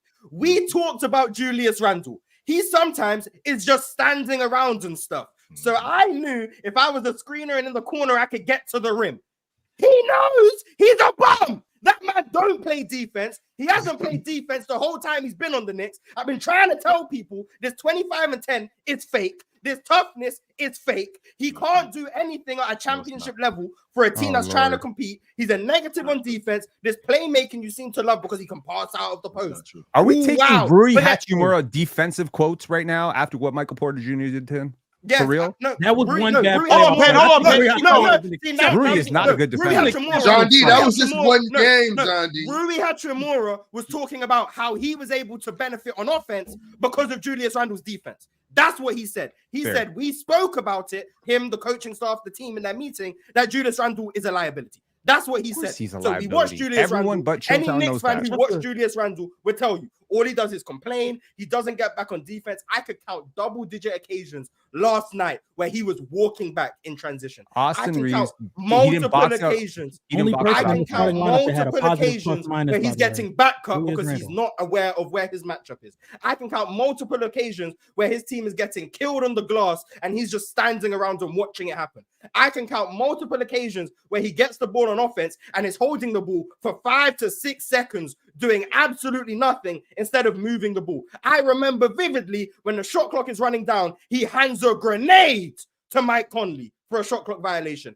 I remember when he gets caught after he scored one time, the next time down the floor, he tries to score again. You know what he does? Damn near throws it out of bounds to Naz Reid, who has to try and keep it in bounds. You know why? Because he is not a winning basketball player. I watched Julius Randle on the Knicks. Knicks fans will tell you the same thing. It's not just about, oh, he struggles in the playoffs. There's reasons he struggles in the playoffs. It's because his gameplay is not sustainable for winning. His effort is egregious. His defensive awareness is bad. I don't know how you can tell me he's a good defender. The Wolves lost the trade.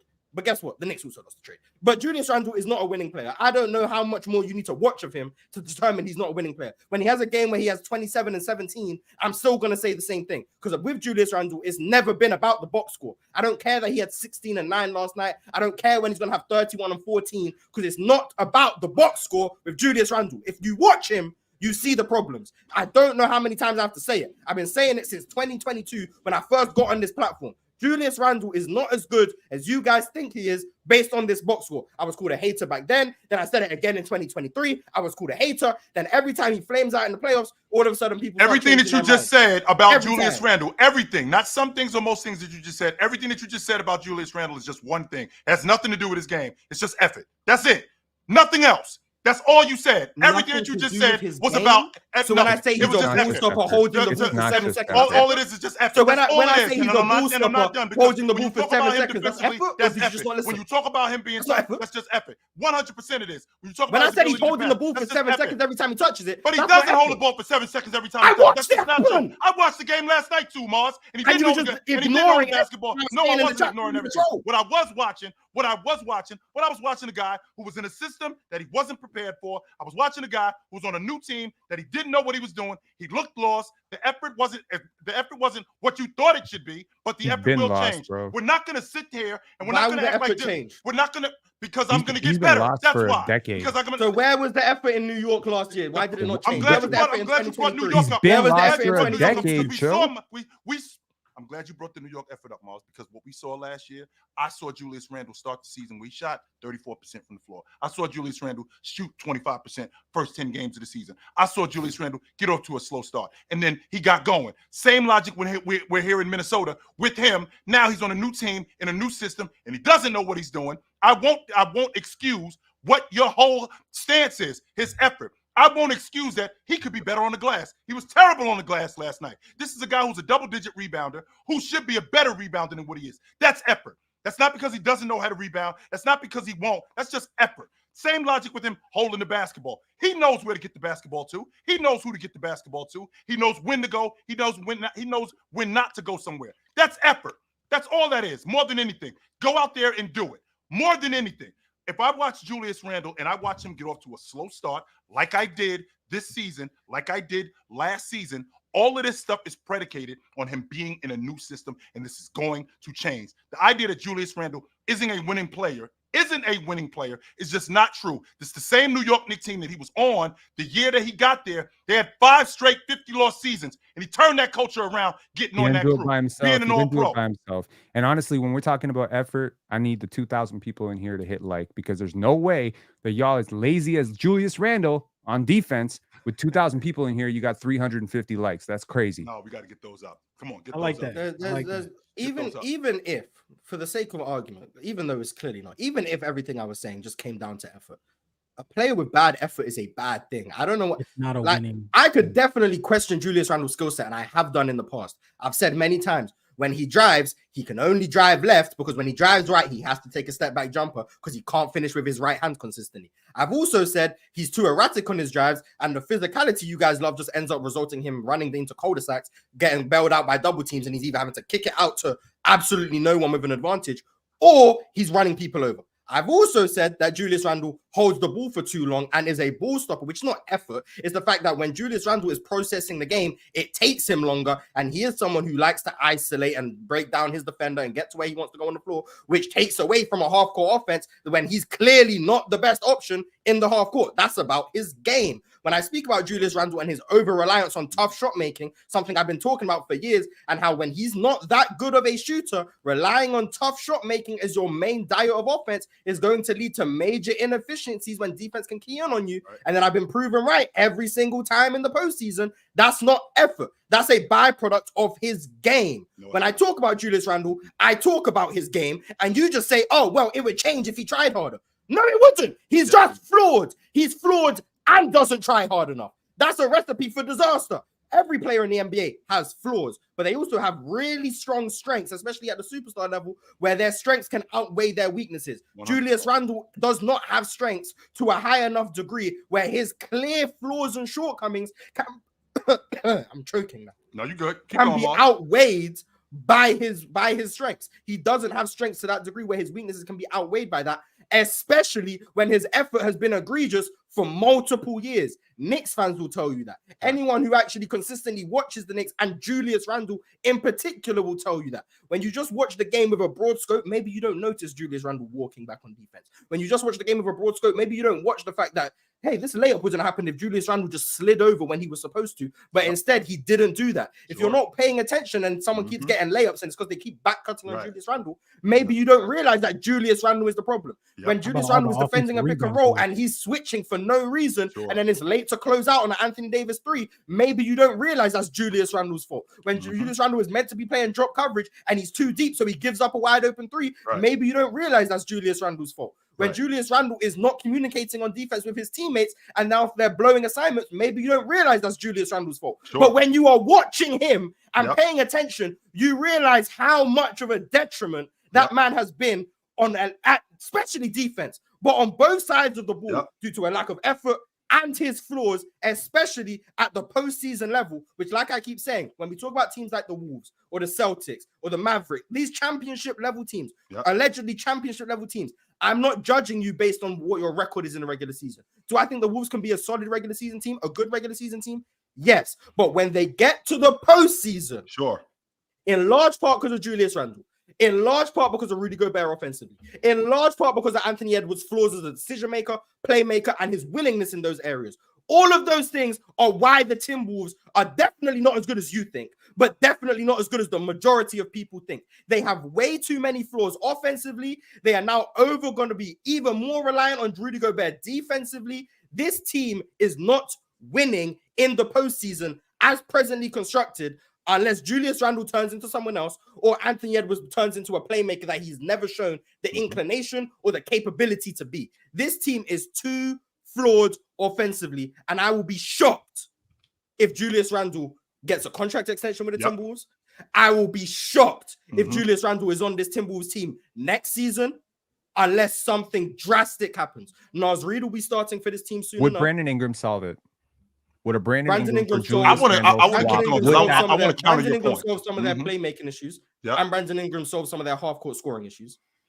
But unless Anthony Edwards becomes a more willing and a better decision maker, they will run into major problems in the postseason offensively. We clown Devin Booker for complaining about double teams. Every single time I've heard Anthony Edwards talk after a game in which he gets blitzed or trapped, he complains about double teams. Anthony Davis yesterday, when he got the and one on Anthony Edwards, he said we were talking to each other. He brought up in the Olympics about how he hates playing against us because we double him. He has complained about double teams his whole career.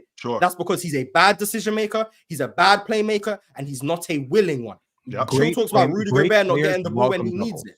Anthony Edwards is a huge part of the reason why Rudy Gobert doesn't get the ball when he should get the ball. Part of it is because, by his own admission, he can't throw a lob. Part of it is he's not a willing passer. That man, Anthony Edwards, won't pass unless the double has hard committed. When teams are loading up to the strong side but aren't sending a hard double, he will not pass the ball. It's not about his assist numbers. I don't know how many assists he had last night. It's not about the assist number. It's about a clear non-willingness to pass the ball. He does not want to pass the ball. And when you get to the postseason and teams are able to zone up on you and load up on you without sending explicit double teams, you see him struggle. And unless that changes, this offense is going to struggle mightily. And their defense is not as good as it was last year, in my opinion, because of that man they have playing the four for them. And this team, go ahead, John. You next. This goes along with me saying that Anthony Edwards is not the best shooting guard in the league. I think Devin Booker and Donovan Mitchell raises a ceiling for an offense way higher than what Anthony Edwards does right now. The offense for this Timberwolves team a lot in the fourth quarter was save us, Ant, save us. Don't pass in double teams.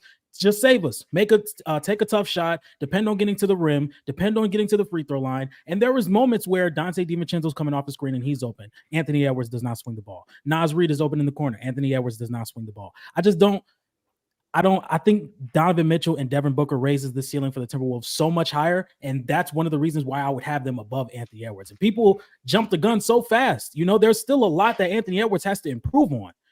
Especially when there's guys like Donovan Mitchell and D Book who's been in the league so long, and they're more polished when it comes to things like that. And just Anthony Edwards has not shown the signs of becoming a playmaker that this Timberwolves team needs, because they, like I said earlier, their best offense is when Dante DiVincenzo and Naz Reid is on the floor. Yet they don't have the floor setter to get the passes to them. I've seen them try to do off-ball plays with Dante, with Naz Reid. Even with Julius Randle and Jaden McDaniels, they just don't have the passer or playmaker to make the reads to put them in the best spots to score.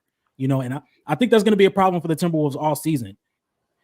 Now, with everything that you just said, Mars, fair points, 100%. Now, let's talk about Julius Randle when he's not running back on defense. Does he know to run back on defense? Yes, he does not. Yes, he does know to run back on defense. Does he run back on defense? No, that's an effort thing. When Julius Randle is playing, when he's playing, let's say, drop coverage, does Julius Randle know to recover and get back into the play? Yes, he does know that. Does he not do it? No, he doesn't do it. That's an effort thing. When Julius Randle has the basketball, or Julius Randle is watching these guys rebound and he's not rebounding. Does Julius Randle know how to rebound? Does Julius Randle know how to be a double-digit rebounder? 100% he knows that. Does he do it? No, that's an effort thing. These things last night. And you can have empty rebounds. You can have empty that's my point. His the point that I'm making is that the stuff that he's doing, in addition to what you said about him being flawed, the effort isn't there. And Julie, if I know one thing about being a basketball player, there's things that I just know how to do. My jump shot might not go. My handle might be a little weak today. But you know what I do know how to do? I know how to get on the floor for loose balls. I know how to get on the glass. And I know how to get after people. I know how to do all of that stuff. That's an effort thing. And with Julius Randle, the effort wasn't there. And because the effort wasn't there, you see all of the other parts of his game that get magnified. Now, we're also talking about a guy in Julius Randle who's on a new crew, and it's going to take some time for him to figure this out. The effort has to get better from Julius Randle more than anything. Once he sees the tape, and like you said, walking up the floor on defense, that's an effort thing. That's nothing to do with skill. Julius Randle watching Rudy Gobert have to rebound against 4 guys. That's an effort thing. I got to stick my nose in there and go get the basketball. He's a double-digit rebounder. He knows how to rebound. Julius Randle, he's watching these other guys. While the action is going on, he's standing around defensively. He's getting beat back door. All effort. It's not all effort. I'm not done. I'm not done. If Julius Randle, like Hachimura just said, Julius Randle is standing around. Julius Randle knows how to get down in the stance. He knows what off-ball defense looks like. Why is he getting beat back door? Is it because he doesn't see this guy? Because he doesn't know? He does know. There's no effort there. He told you he knows? He 100% knows. Because what's been the indication that he knows? Because it's been happening for multiple years. He looks so where's mad the indication surprised. that he knows just because you believe he knows? Every time someone cuts back door, he looks he's not a good surprised. defender. Because Karl-Anthony Towns, I promise, Karl-Anthony Towns isn't one of the worst drop coverage bigs in the NBA because he doesn't try. It's because he's not good at it. Julius Randle, the same thing. He's not good. You said yesterday defense is a skill. You said 100%. Defense yesterday is a skill. 100%. It's also effort, but you said it's skill. Julius Randle lacks the skill, but you are just attributing it all to effort. Julius Randle is not messing up drop coverage just because he's not trying hard enough. It's also because he doesn't know how to contain the ball and the roll while not giving up an open 3. That's a lack of skill alongside a lack of effort to actually make effort on the closeout. No, hold on. Wait. The problem with that, Mark, is that because he chooses not to pay attention. But we've actually seen him do it, though. It's not like no, Mars. So he has to keep an eye on the ball. When he was with the Knicks, we saw him. We might not see him do it at a consistent level. He was not a good defender with the Knicks. We might not see him do it at a consistent level, but we have seen him do it. Just like we've seen Luka stop a guy. Just like we've seen Luka get in front of a guy and slow a guy down. Luka, on the other hand, is not doing it at a consistent level. Does that mean that Luka doesn't know how to play defense? Does that mean Luka doesn't have the skill to play defense? No, that effort isn't there. So when I watch Julius Randle in drop coverage, Julius Randle has the skill to get there. He just not doing Luka it. does not have the skill to be a very above average defender consistently. I think Luka's strengths would really overtake his effort problems on defense. And I just don't think Julius Randle has that leverage to say that. Like Julius Randle with his effort issues and with his why is issues, this being pointed to effort? So I have been listening in the background. I don't know. Everything I said about skill apparently just effort. Right? I've been listening in the background this entire time, and I'm not even here to slander you. I've literally been typing, sitting in my desk, doing other stuff, and then I'm listening to y'all, so I know what we're talking about tomorrow. When you try to everything Mars said, which is based on your basketball IQ, your skill development, and how you're shaped as a player, and you're saying that simply goes to effort, chill. You categorically know that is not true. There are things that Julius Randle does as a player.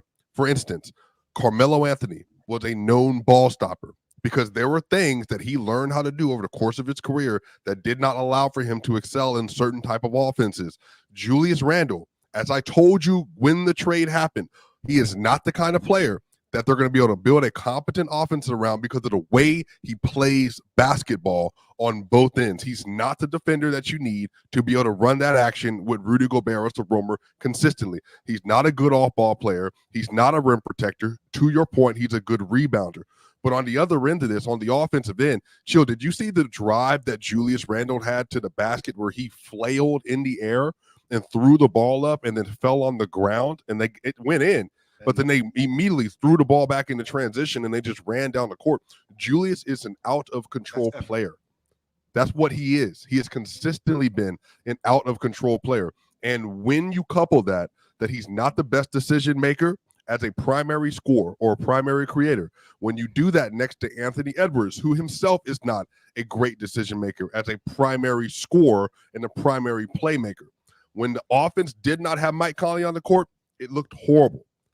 When Anthony Edwards, at the end of the day, when they looked at the offense and said, nobody is scoring, we can't get in the action, the Lakers are preventing us from getting into anything competent, it became what? Anthony Edwards' hero ball, where he started shooting nothing but pull-up jumpers because he couldn't get to the rim because it was too contested to get to the rim. Now, some of that Anthony Davis, obviously. AD is AD. He's an incredible paint protector, so that changed the function of how they were playing offense. But chill, Julius Randle is not a good enough shooter, a good enough passer, or a good enough decision maker to be able to make up for the fact that his best function working that offense is going to be at the nail and at the post. But if he's at the nail and he's at the post, where's Rudy Gobert and where's Ant going? The court is going to be more congested because of this offense, and you're going to see more lineups with Dante DiVincenzo and Naz Reid in it to make the offense work in the non-Julius minutes because they have to increase the spacing because that's just the way Ant plays. Ant cannot run consistent pick and roll, snake dribble, and then give it out to where it needs to go and create two by one advantages on the weak side consistently. He's not there yet. Maybe, as you say, when he gets better, 3-4 years from now, he's able to do that at a really high level. That changes where he is as a player. But just from a basketball standpoint, Chill, beyond effort, and I think Ox and Ron and you all play basketball at a really high level. You can all speak to this yourself. When you're talking about effort, that's one thing. You can put effort in on rebounding, effort in on rotating and playing defense, but from a decision-making standpoint and for your ability to be able to diagram the court offensively and be able to guess where you need to be, when you need to be there, that's your IQ and your play style. Julius has never at any point in time showed in his career that he could do that at a high enough level to be a difference maker, especially in a half-court playoff setting. It's never happened. And he's 30 now. So you're going to ask him to now be the secondary offensive option, Penn, and the secondary creator in that offense behind Anthony Edwards. With the limited spacing they have, with Rudy Gobert on the court, they're going to run into so many issues. The limited spacing that they have. So Julius Randle not being a consistent long ball. No. Don't just hear spacing is 3-point shooting though. That's what I'm saying. And I know that spacing isn't just long ball shooting. I know that for a fact. Spacing is in a number of different areas. Spacing is at the free throw line. Spacing is in the mid range. Spacing is in a number of different places. I do understand that. I'm just having a difficult time with the guy who we go over countless times. We go over weak side defense. Not only do we go over weak side defense, we go over on ball defense. We go over this stuff. So I know it. And I can and I do it. The problem is that because he doesn't do it at a consistent rate and it gets magnified by him walking up the floor, which is also effort. Can you speak to just the half court placement though? Because I don't want to get lost on that. So speak to Julius Randle operating at the nail on the post within this Minnesota offense. Well, we can't do that. Not with Rudy. Not with what Rudy else is he going to do? That's his best skill set as a post scorer. Hold on, no, Chill. We seen that last night. I am comfortable with Julius Randle with the ball at the nail. Reason being is because he has options as outlet shooters. Dante DiVincenzo in the corner at the nail or in the post. Which one? At the nail. He is not a good enough playmaker. We've seen it. Yo, he started the game. He made 4 amazing passes. He found Rudy down low twice. Rudy got a layup with one, another one. And he made 4 great passes last night. He can operate in the nail. He went from amazing to great. Amazing, great, excellent, whatever word you want. A competent pass. He made a competent pass. Ox, you're the best post player here, for obvious reasons. When you see Julius with the ball, what's those obvious reasons? Just because I'm dope. But go ahead. You said what? No, I mean, I'm just, yeah, you are. So I'm saying, I'm just playing Swapper. Go ahead. No, yeah. When Julius Randle was at that nail, and then you got Rudy Gobert. So Rudy Gobert is a primary vertical spacer. We can all agree with that. Rudy Gobert's only offensive, his true weapon is his vertical spacing. Can we all agree with that, Joe? Yes, at the rim. Okay. Jaden McDaniels, Anthony Edwards, they're not known. They can shoot, but they're also not known floor spacers in the traditional sense. I mean, you're still sagging off to a degree, hoping to recover and rotate and help. Can we agree on that? So the only other 3-point shooter they have that's consistent is Mike Conley.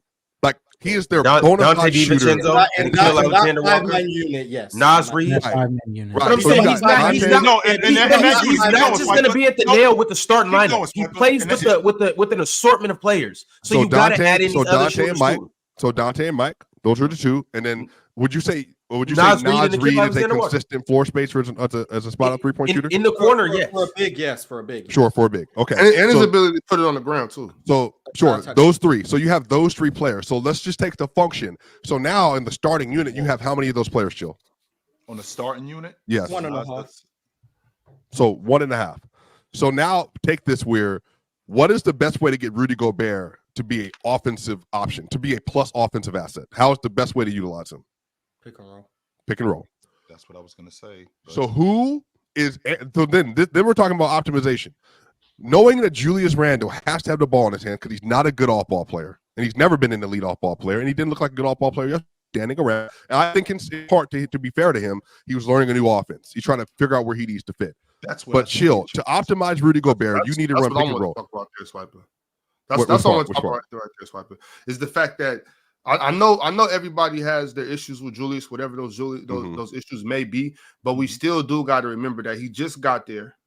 You know what I mean? And with that being said, Coach Finch doesn't have an easy job putting this offense together. It might take him a few weeks. It might take him till the end of November. It might, it might not get it together till February. It might take some time to put this offense together. But with that being said, Coach got to coach, and I think Coach Finch can do that. So and when Rudy and Cat first got together, I'm like, it's gonna take some time. It took some time. So I understand the issues y'all have with Julius, but you know, I think we give him a little time to see what happens. Chill, to your point, if effort is the problem, that's the worst problem. It is. Yeah, that's the worst problem. If effort is an issue, especially in year 11, 14. Chill, but I think he came in 2014. That's what I'm saying. Yeah. What he's done. But if effort is your problem and you're a vet, that is the biggest problem. And y'all know I support Julius Randle. I like Julius Randle. I think he has more than what y'all giving him. I've seen him compete on defense plenty of times. I think he is a solid defender. But as far as how it goes right here with Minnesota, it's going to take Coach Finch some time before we see some continuity in this offense before it gets right. And it's not just Julius, because Dante's new there too. It's going to take a little time. I also want to say this too, though, Swiper, because you talked about, y'all said Rudy has to be using that pick and roll. Can they not use him kind of how the Nuggets and the Warriors use when he's on that dunker spot? Maybe insert Nas Reed or Julius Randle into that Draymond Green, Jokic position where they're throwing that. You can put them in those spaces from that baseline. That's where you need Anthony Edwards to develop to be able to make that read in the four. Right. That's what I'm saying. Because that's usually not. I'm saying don't put Ant there. Ant can stay in the perimeter. I'm saying Nas Reed or Julius has to take that position where they're the one coming downhill or they're the one catching the ball. Because a lot of times Draymond catches that ball at the nail, maybe a step or two above the nail. He faces up, and now it's the defense has to read. Do I stop ball? The reason is right. Well, I mean, Anthony Edwards to create that advantage, and the only one who's going to do that for the Wolves is Anthony Edwards. Right. But then it comes down to, can Anthony Edwards makes reads out of a trap? Because the reason that's so dangerous when the Mavs do it is like Luka can do it, Steph can do it, Dame can do it, etc. Anthony Edwards, for me, has not shown the ability. Morris, he can play quarterback right away. He's basically Patrick Mahomes, so he can definitely read that. You know what I'm saying? Yeah, he's basically Patrick Mahomes, isn't he? There was a play and let Randle run the backup unit with Dante DiVincenzo, and that would make it better, in my opinion. Because if you have a guy with the ball who's going to be like Julius Randle, I don't care how good a passer you think Julius Randle is or how good a passer you think Ant is. Neither one of them are great. Neither one of them are great. Okay. So if they're just competent, then when one of them has the ball, the other one has to do something off the ball. You have to be doing something. And if you're not, then it makes the Rudy Gobert part of this equation untenable, because he can't just stand around and you can't be cutting into areas of the court that he needs to be. because now everything's congested. And now Anthony Edwards is double teamed on the perimeter, and he's thinking, should I drive or should I chuck this shot? And if he's going to chuck this shot, he's not Steph Curry. So look, when I look at the Celtics offense, when I look at the Warriors offense, when they were winning championships, it's really off-ball movement. It's the unpredictability. It's not just spacing. It's not just having a shooter out there. I mean, you could look at a Karl-Anthony Towns. That dude is like the best three-point shooting big guy we've ever seen in the league. And he could space the court out to about 28, 29 feet. So if he's standing out there, that's a solid outlet.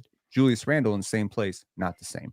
So I'd rather put Naz Reid in the starting lineup in place of Julius Randle, have Julius Randle get over his feelings. Yes, you are all NBA, but you are 30 years old and you are severely compromised defensively in this lineup. I don't buy this thing about him being a great defender. So all of this logic is that he just doesn't fit with the Minnesota Timberwolves. That's what it sounds you like. need different personnel to make things work. And if you're gonna employ a guy like Julius Randle, he cannot just be standing in the corner. He's not a worse player, Swiper. That's just not. I'm not. Again, just for my own recollection, I don't remember us saying that Julius Randle was better than Cat for the entirety of the season. That's he's better at certain things than Cat. Is he not? I just don't think he's better overall. Julius Randle has good redeeming quality. He's not just bad at everything. Thank God. He's also not a top 25 player in the NBA. No, he's not. And if you're not a top 25 player, I'm not 35. Basically throwing my offense in the garbage to try to fit you in. And I don't think Naz Reid is chopped liver. What offense though? That's the problem. The problem with their offense is that it's ran with Anthony Edwards having the basketball, who's not competent enough to make the reads that are necessary to get these guys in a position to score yet. That's the problem. Well, so now what you're going to do? So now what you're going to do is you're going to take the ball out of Anthony Edwards' hands and you're going to put it in Julius Randle's hands. You said to do that. Okay, what about starting Dante? You did say you wanted them to do that though. I do want them to put the ball. I do want them to give Julius Randle the ball more. Why? So he can create shots for the rest of these guys. For who? Why? So chill. I think this is where you're running into a wall though. Because typically, if you're doing that, I'm offsetting. Like if I'm taking the ball out of my hands, whoever your primary scorer is in a traditional sense, typically I'm giving that to a player who's either a better connector or passer than I am, or a better. And Julius Randle is a better passer than he is. 100%. He's a better passer than Anthony is. 100%. Sure. But then this is what I'm saying. Now you're running into a ceiling, though. I think he has a clear ceiling as a passer. And I think if you're saying like making the first read, Julius can do that 1,000%. But beyond that, I think when you're going to run into your issue, like where he's placing the ball, where the ball's going, is he going to get it like to the proper angle? Like even running a 4-5 pick and roll Rudy. I'm just not that first option when he's diving to the basket. If that's not open, and I want to keep going with this, Swiper. So that first option when he's diving to the basket, when Rudy's diving to the basket and he's not open, Julius Randle, like Patrick Mahomes, can't scan the field and see that next read.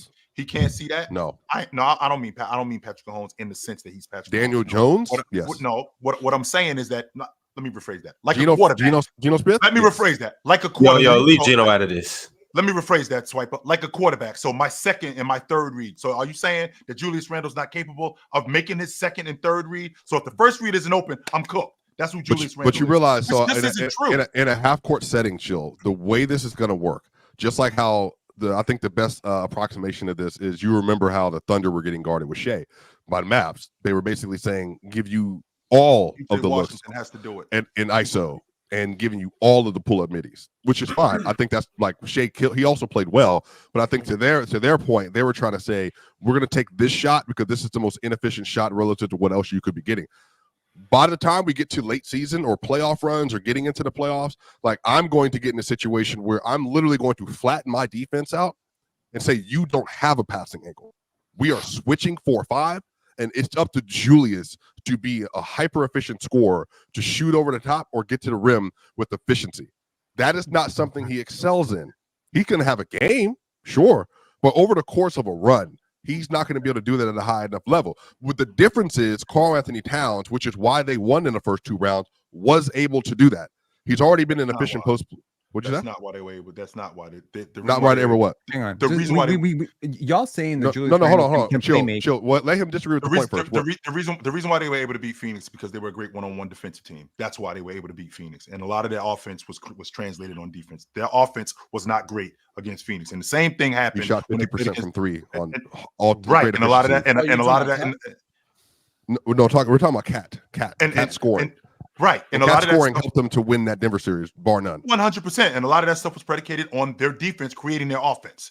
100%. Well, that doesn't have it anything to do with was. shot making.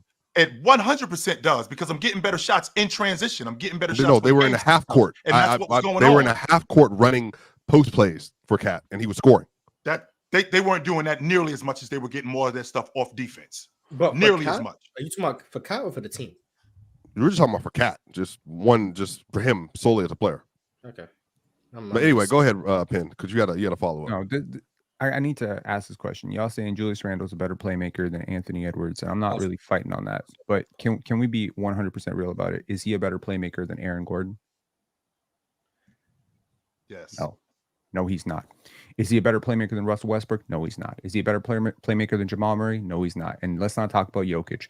You got 4 players on the Denver Nuggets who are better engines of your offense than the guy you're trying to run your offense through. Your offense is going to be cooked because you got to face teams that have multiple 3, 4, 5 playmakers that are better than your best guy. That's the issue with Julius Randle.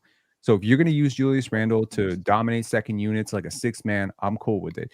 If you're going to use him as a corner spacer, it's not to his benefit. But if you're going to run your offense through him at the nail, and you're going to take my turn, your turn basketball, because egos will be hurt. If not, you're gonna suffer massively. Man, Coach Finch got a coach though, Penn. Like it's not. We know Randle and Edwards have their flaws. Finch, it's up to you to put them in optimal positions to be successful. Okay, Finchy, I know you're a head coach. You're a great coach. I'm just some random dude on the internet. Start Dante DiVincenzo over Julius Randle. Thank me later. Your offense will be so much better. Small. You're not small. Jaden McDaniels is 6'9". No, that's small. That's their size small. Very small. Jaden McDaniels and Rudy Gobert is a their size small, my brother. Their size small. That's very small. In terms of like, you would at least be able to compensate for some of the spacing that you're losing with Rudy Gobert. Spacing I would at better. least try it. If that doesn't work, I'd go with Naz Reid. You want to go you want to go to 2 big guys. Man. My point is they're getting killed on the boards. The offense was hanging by a thread last year. Their half-court offense was hanging by a thread last year. They were elite defensively. There's no way you can be elite defensively with Julius Randle. No chance. You cannot be an elite defense with Julius Randle.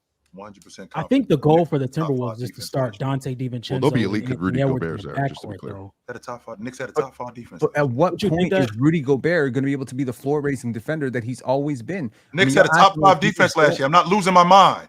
They had a top 5 defense last year. The year before that, they had a top 5 defense with Julius Randle. Even great defenders like Dikembe and Hakeem, they lost the step, man. Like I keep telling y'all, this everyone acts all surprised when a guy is no longer as great as he used to be. But 32 is a pretty reasonable place when a guy cannot single-handedly catapult the defense the way he was doing with the Jazz. And maybe he could do it last year, but at what point is he not going to be able to do it? And now you got Julius Randle to compensate. Well, they were elite yesterday.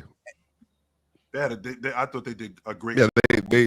I would say in the second half they started clamping up, but like the first, I mean, even and I was good as good as AD played, AD also was bricking, a good bit as well. I thought Rudy did a great job on him. And the fact that Finch took him off the floor in the middle of the third quarter, then Anthony Davis got going, and then you put Rudy back in the game. Well, the water's already on at that point. You're not catering to anybody right now. You need wide driving angles for an Anthony Edwards to actually be able to navigate some of those double teams. You need to give him some space to move around the court. He is elite in terms of spacing, and you basically have him cramped up on the court because you got a big clog in the paint. You got another big who doesn't do jack shit off the ball, and he's not a threat to shoot the way that Karl-Anthony Towns was. So you're not getting that space that you were last year, and now the double teams are coming harder, and you don't have any space to move. And it's not like you're throwing it out to Jaden McDaniels.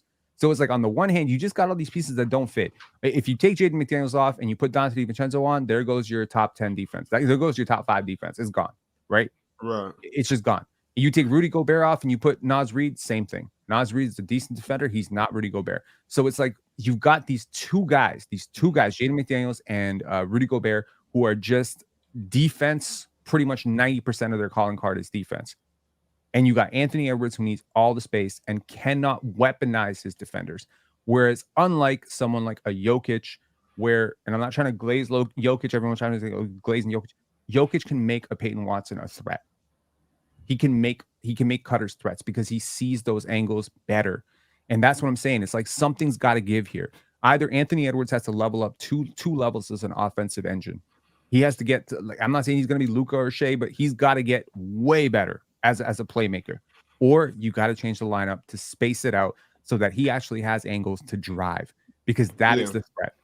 That's what you said about Jokic being able to use Peyton Watson as a threat. That's what I was going to say earlier when you all talking about Julius Randle. I think it was you, Swiper, talking about Julius Randle having ISO situations where he either has to shoot over the top or get to the rack. And a lot of that, I think, consists of not the other four players not watching. A lot of times you would see, where even on the Knicks, where it would be stagnant offense. Julius would have an ISO and they'll just be standing there looking at it. If you could get some motion, some other motion going while he has an ISO, that would make it to where maybe, if I don't know, Dante DiVincenzo's coming out, is out there like Penn said, you got a shooter out there, you got some movement going on. It'll make it to where now you can utilize Julius's ability to pass the ball, which I think he's an exceptional playmaker. You can use his ability to pass the ball. Also, it's harder to have help defense when the rest of the offense is moving, right? So there's that part. But I don't really want to keep slandering Julius. I kind of hate it. In fact, I wanted to ask y'all if y'all were watching playback last night, because Ron, you said something on playback last night about Anthony Edwards. Do y'all think that maybe this is the year where Anthony Edwards just decides, you know what, how many points can I score? You know, like is it because I mean I don't think they're really I know most of y'all don't think they're a championship contender at all, right? So maybe this is the year when Anthony Edwards discovers his killer, you know, figures out I can actually score with the best of them, and maybe this is that year for him. I think Mars thinks it's a watershed year for him anyway. Mars thinks it's a watershed for the Wolves. Yeah. So is it ridiculous for me to think that Anthony Edwards is going to get behind the long ball line and start shooting the long ball more and get away from his mid-range game? And I'm just going to average like 29 or 32 a game this year. I'm thinking 30-something too. And whether we go deep into the playoffs, I'm just trying to just be a bucket getter. And who's his second best teammate? Who's his best teammate? Who's Anthony Edwards' best teammate? Julius Randle. Okay. Jesus Christ. It's not Randle show. It's Rudy. It's Rudy.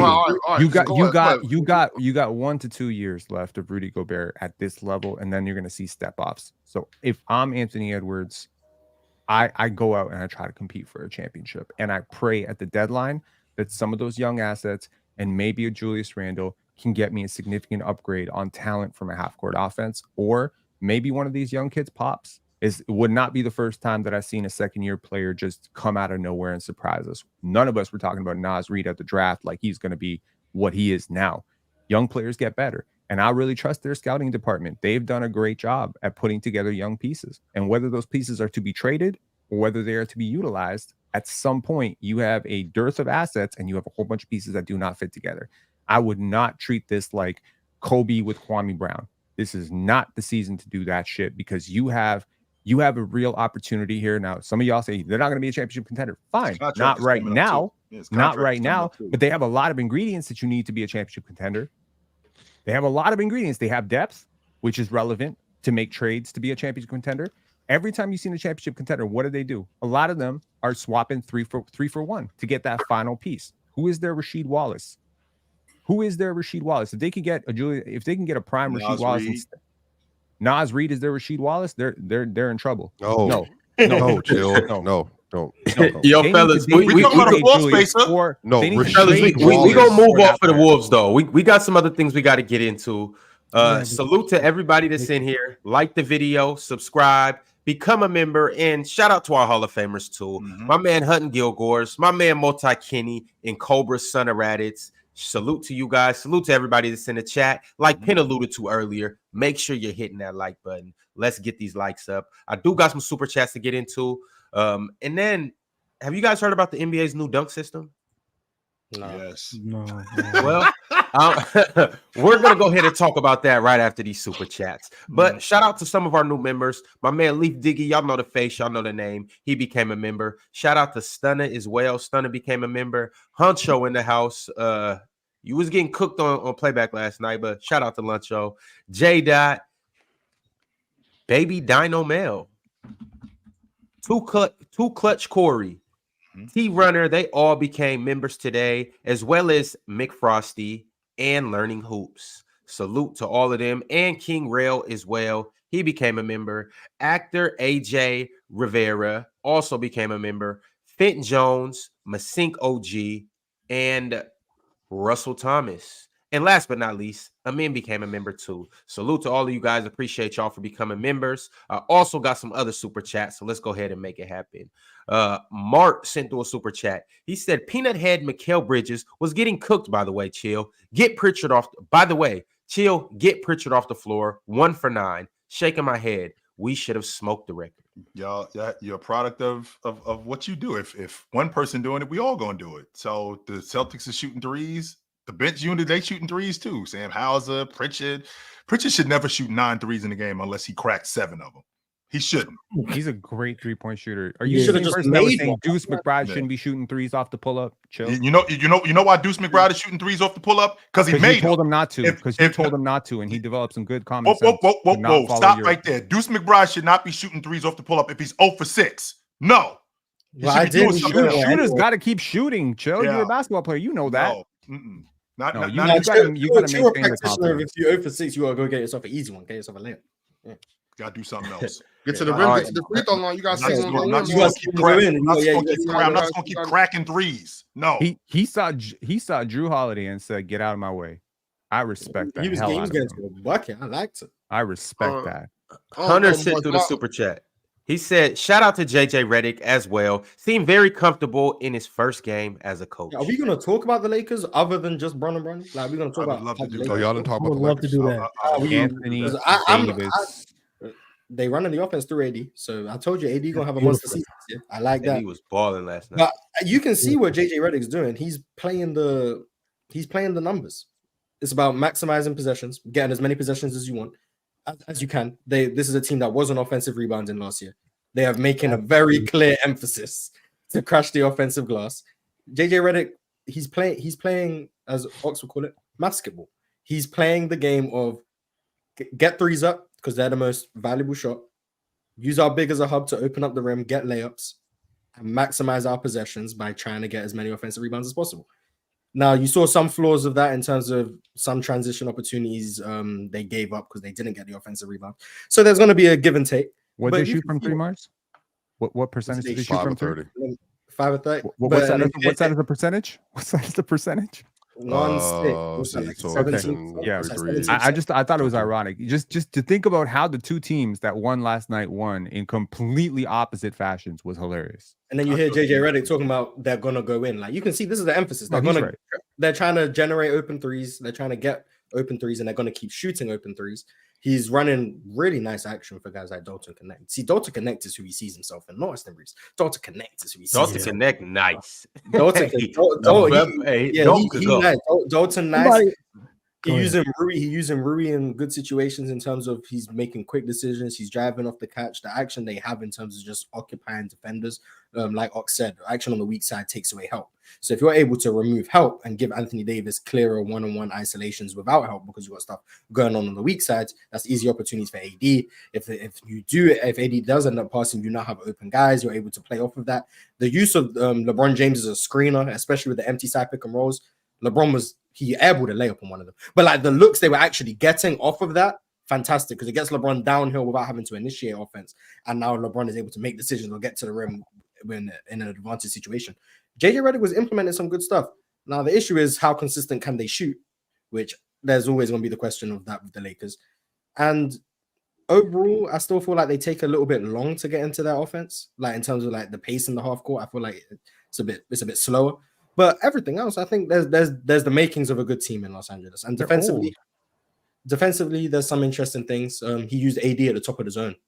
Love that I 3-2 saw that in zone that he preseason. ran I saw that in last night. preseason. Love So that. yeah, so Well, a lot I'm of not gonna get into it, but creativity. keep going. Yeah. Go ahead, A lot of creativity I'll with see JJ Redick. Definitely trying some things. AD showing his defensive versatility. Heard him in the post-game interview when they asked him about how he's able to like get some of those blocks on Dante and Rudy Gobert. He said, "Defensive Player of the Year stuff." He knows he's making his campaign. They might give him a pity decoy because he's definitely making his campaign for Defensive Player of the Year. Looked good last night. He's making it very vocal. He wants one, and hopefully this is the year for him. But I'm optimistic on the Lakers in terms of their structure. It's a lot better than what I saw from Darvin Ham. So I think it's it's going to be better. I don't know what that means for them in the postseason or where their seeding is going to be, but I think they're better. Ron, how'd you feel about Is JJ Redick calling the timeout when the Lakers? Oh yeah, 7-0 run timeout. When Minnesota went on a 7-0 run, how'd you feel about that? He said we cutting this water off quick. Shout out Rudy Hachimura. Quick question. How did y'all feel about how D'Lo looked in the offense? Do you think like he kind of got lost in between AR and AD and Bron and Rui? I just think it's kind of repetitive with him and Austin Reeves, and I think Austin Reeves is a better overall player than him. So like I think you would need somebody who can be that defender and three-point shooter instead of having somebody like D'Lo who needs to be in the pick and roll, needs to have the ball in his hand. He's not the best off ball. He can spot up, don't get me wrong, but I just think him and Austin Reeves is a little repetitive in the offense. He made a really good pass in the zone. I can't remember what quote. The Wolves went to a zone. D'Lo crept into the middle and then like fired a pass to Jackson Hayes. Or I think it was Jackson Hayes. That was really good. No, he made a couple good passes to Jackson Hayes last night. He found a couple different. He threw a lob to it. Like he made so like that stuff in terms of, and they're doing a good job of getting him like downhill because D'Lo's not one who's going to beat you off the bounce and then use speed to get by you. But if you're able to get him downhill momentum, whether that's out of horns, because they run a lot of horns.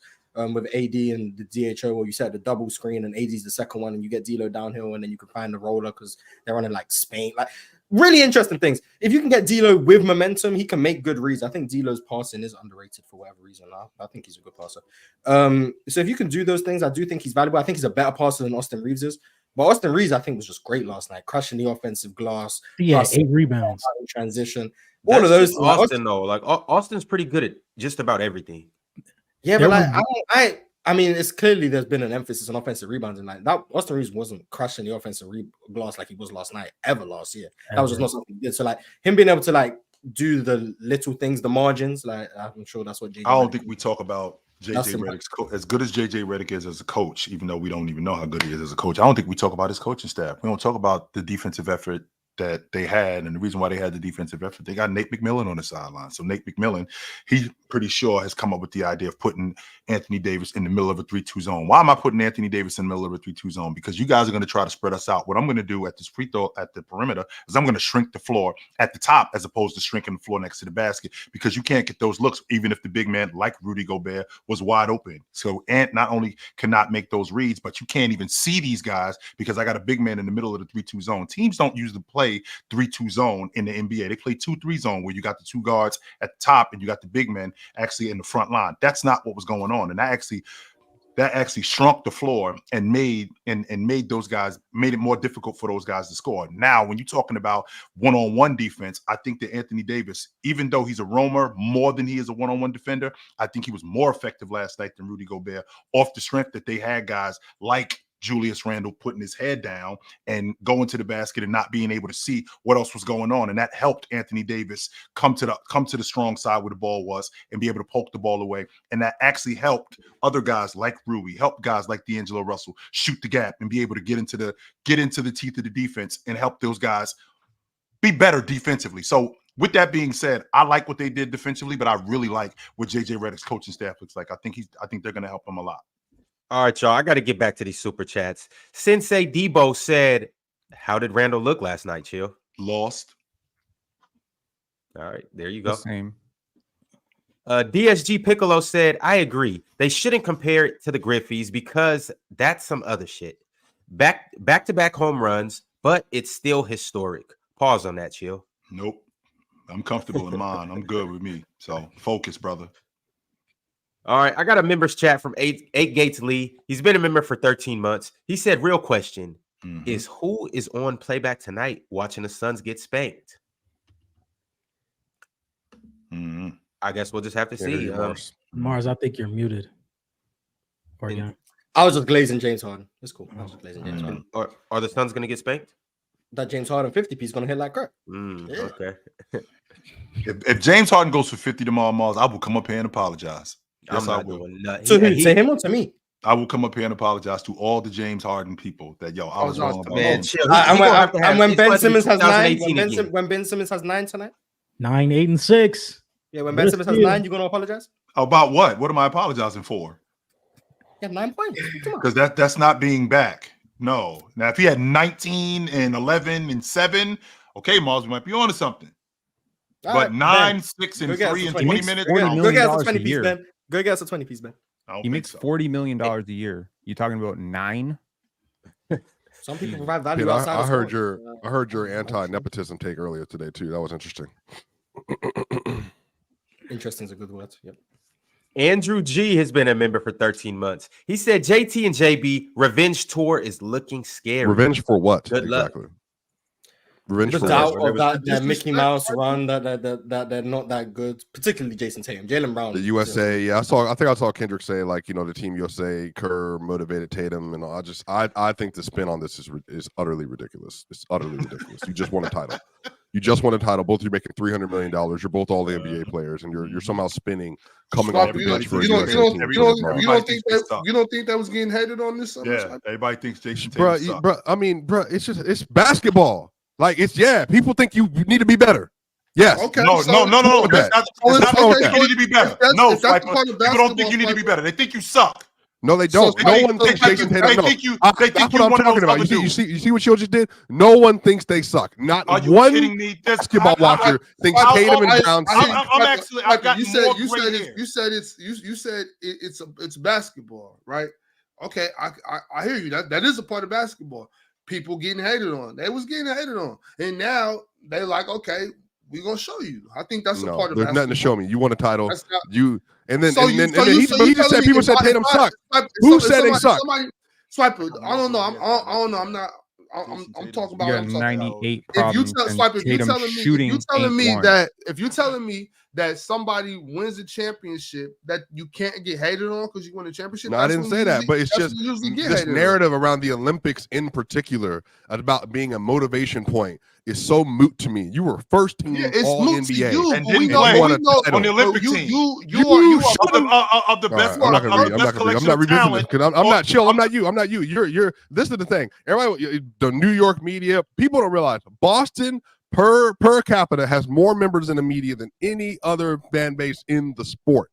Boston has them everywhere. They're literally everywhere. East Coast bias is all over the place. They absolutely get big upped so often, but you have a few people, some rando, yes, 1,000%. It's the Celtics. Wow. The Lakers and Celtics, they are literally the most preeminent franchises in the sport. Yes, they are. Yes. I won't argue that part. Yes. They have the most fans in the world. You once again, now you coming with some more numbers. That don't matter, Swiper. Here you go with these numbers again. They got the most all this media. L basketball indeed, Swiper. What I'm saying is just because they got a bunch of media members doesn't mean that other people wasn't hating on them. Swiper, you was hating on them. I don't think pointing out information is being hated on. I don't know what to tell you. Like I don't have something against numbers, Pin. I have a problem when people weaponize numbers. How did I weaponize? Weaponizing numbers. He's telling you that there's a bias because there's a lot of people from Massachusetts. Let me finish explaining what I'm saying to you, Pin, because that's the problem. Y'all ask a question, I start, and y'all don't ask me nothing if you don't want me to answer the question. Don't ask me nothing if you don't want me to answer the question. What I'm saying is that's what I mean by L basketball. That's what I'm talking about with the numbers.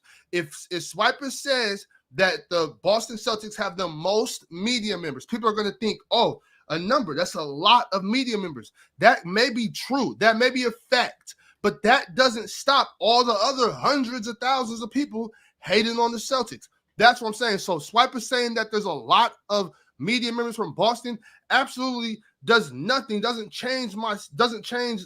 Wouldn't you say the larger your audience is, the more people that like you and the more people that hate you? Well, wait a minute. I was about to say to Ox's point, wouldn't that compound it? Because not everybody in Boston that's a media member loves the Celtics. Who doesn't? Who doesn't? Right? Not all of them. Tell me anybody. Well, here's the first problem. You don't even know all the media members in Boston. So I don't know all the media members in Boston. So you said that they have you said they have the largest media. You said they have the largest media members the Knicks, in America. The Celtics and the Lakers have the most media members represented. Not knowing who all the members are, I'm confident that not every last one of them loves the Celtics. I'm pretty sure that there's people who have things to say about the Celtics. There's so many people from Massachusetts who grew up as Celtics fans that are in other cities that are covering other teams. There's so many of them. Sure. So the issue here is when you have that pre-existing bias towards the Celtics across the NBA, you're going to see that bias expressed other places. And it's not about numbers. It's not about this number's bigger than that number. That's just a straight fact. If I come here and I talk about one particular team, which I do, the Toronto Raptors, a lot, our audience has a lot more information about the Raptors than they would have previously. So if you get national people who grew up Celtics fans and they're more expressed on ESPN or Fox or whatever, you're going to see more Celtics coverage. You're going to see more favorable Celtics coverage, and you're going to see more Tatum and Brown coverage, which can also result in a lot of hating. Because sometimes when you cover somebody too much, you hype someone up too much. It's like when people get angry with Swiper on the Nuggets stuff. Now they're like, I hate Jokic because Swiper keeps bigging him up. It's the same thing that's going to happen with me talking about Scotty Barnes this way. So I understand what Swipe is saying. Scotty Well, Barnes, for what it's worth, I hate Jokic and Scotty Barnes, but we got to move on because I have a media member from New York. His name is Paulo C. Media. He's been a member for 7 months. He said New York's missing Hartenstein. They need a connector. Hartenstein underrated. I don't know what to say. He's just underrated. He is underrated. Big Fan Breezy has been a member for 15 months. He said Nets won the trade. Plus, Cam Thompson is greater than Jalen Green at Mars. Plus, Nets will beat the Knicks this season. Plus, Knicks fake friending and pretending defense looks like barbecue chicken. Do you want to be? You're not a Would you not want to lose? Win? Yeah, would you not want to lose to the Knicks? You want to lose? You want to go 0-82? I don't know. Actually, they want to go 6. They want to go 6 and I think 6 and 76. Yeah. Oh, just so they beat the Knicks. As long as they beat the Knicks, absolutely. But so they beat the Knicks, but then lose to everyone else. They couldn't care less. But if you think about this trade, just so you guys know, the Knicks traded Dante DiVincenzo, Julius Randle to Dante DiVincenzo and Julius Randle for Cat, Mikal Bridges, and 6 ones. Yes. What? No. Oh shit. Yes, that's true. I just want to put that out there. Yeah. I mean, you can add RJ and IQ and a high second round pick for OG Anunoby and Precious Achiuwa as well. So it's a reconstruction. It's a reconstruction of what they've done here, and they've massively they're paying a very large premium on that talent. And 6 ones. And Jalen Brunson pay cut for this. Damn. Well, I would feel very differently if they'd used those first round picks for Donovan Mitchell like they were supposed to. I would feel very differently about the Knicks' future if they had done that. Fellas, chat, I want to go ahead and spring on this new thing that the kids at home are calling the dunk rating system. I'm gonna go ahead and put this on the screen, and somebody's gonna explain it to you guys, and then I need you guys to let me know how you feel about it.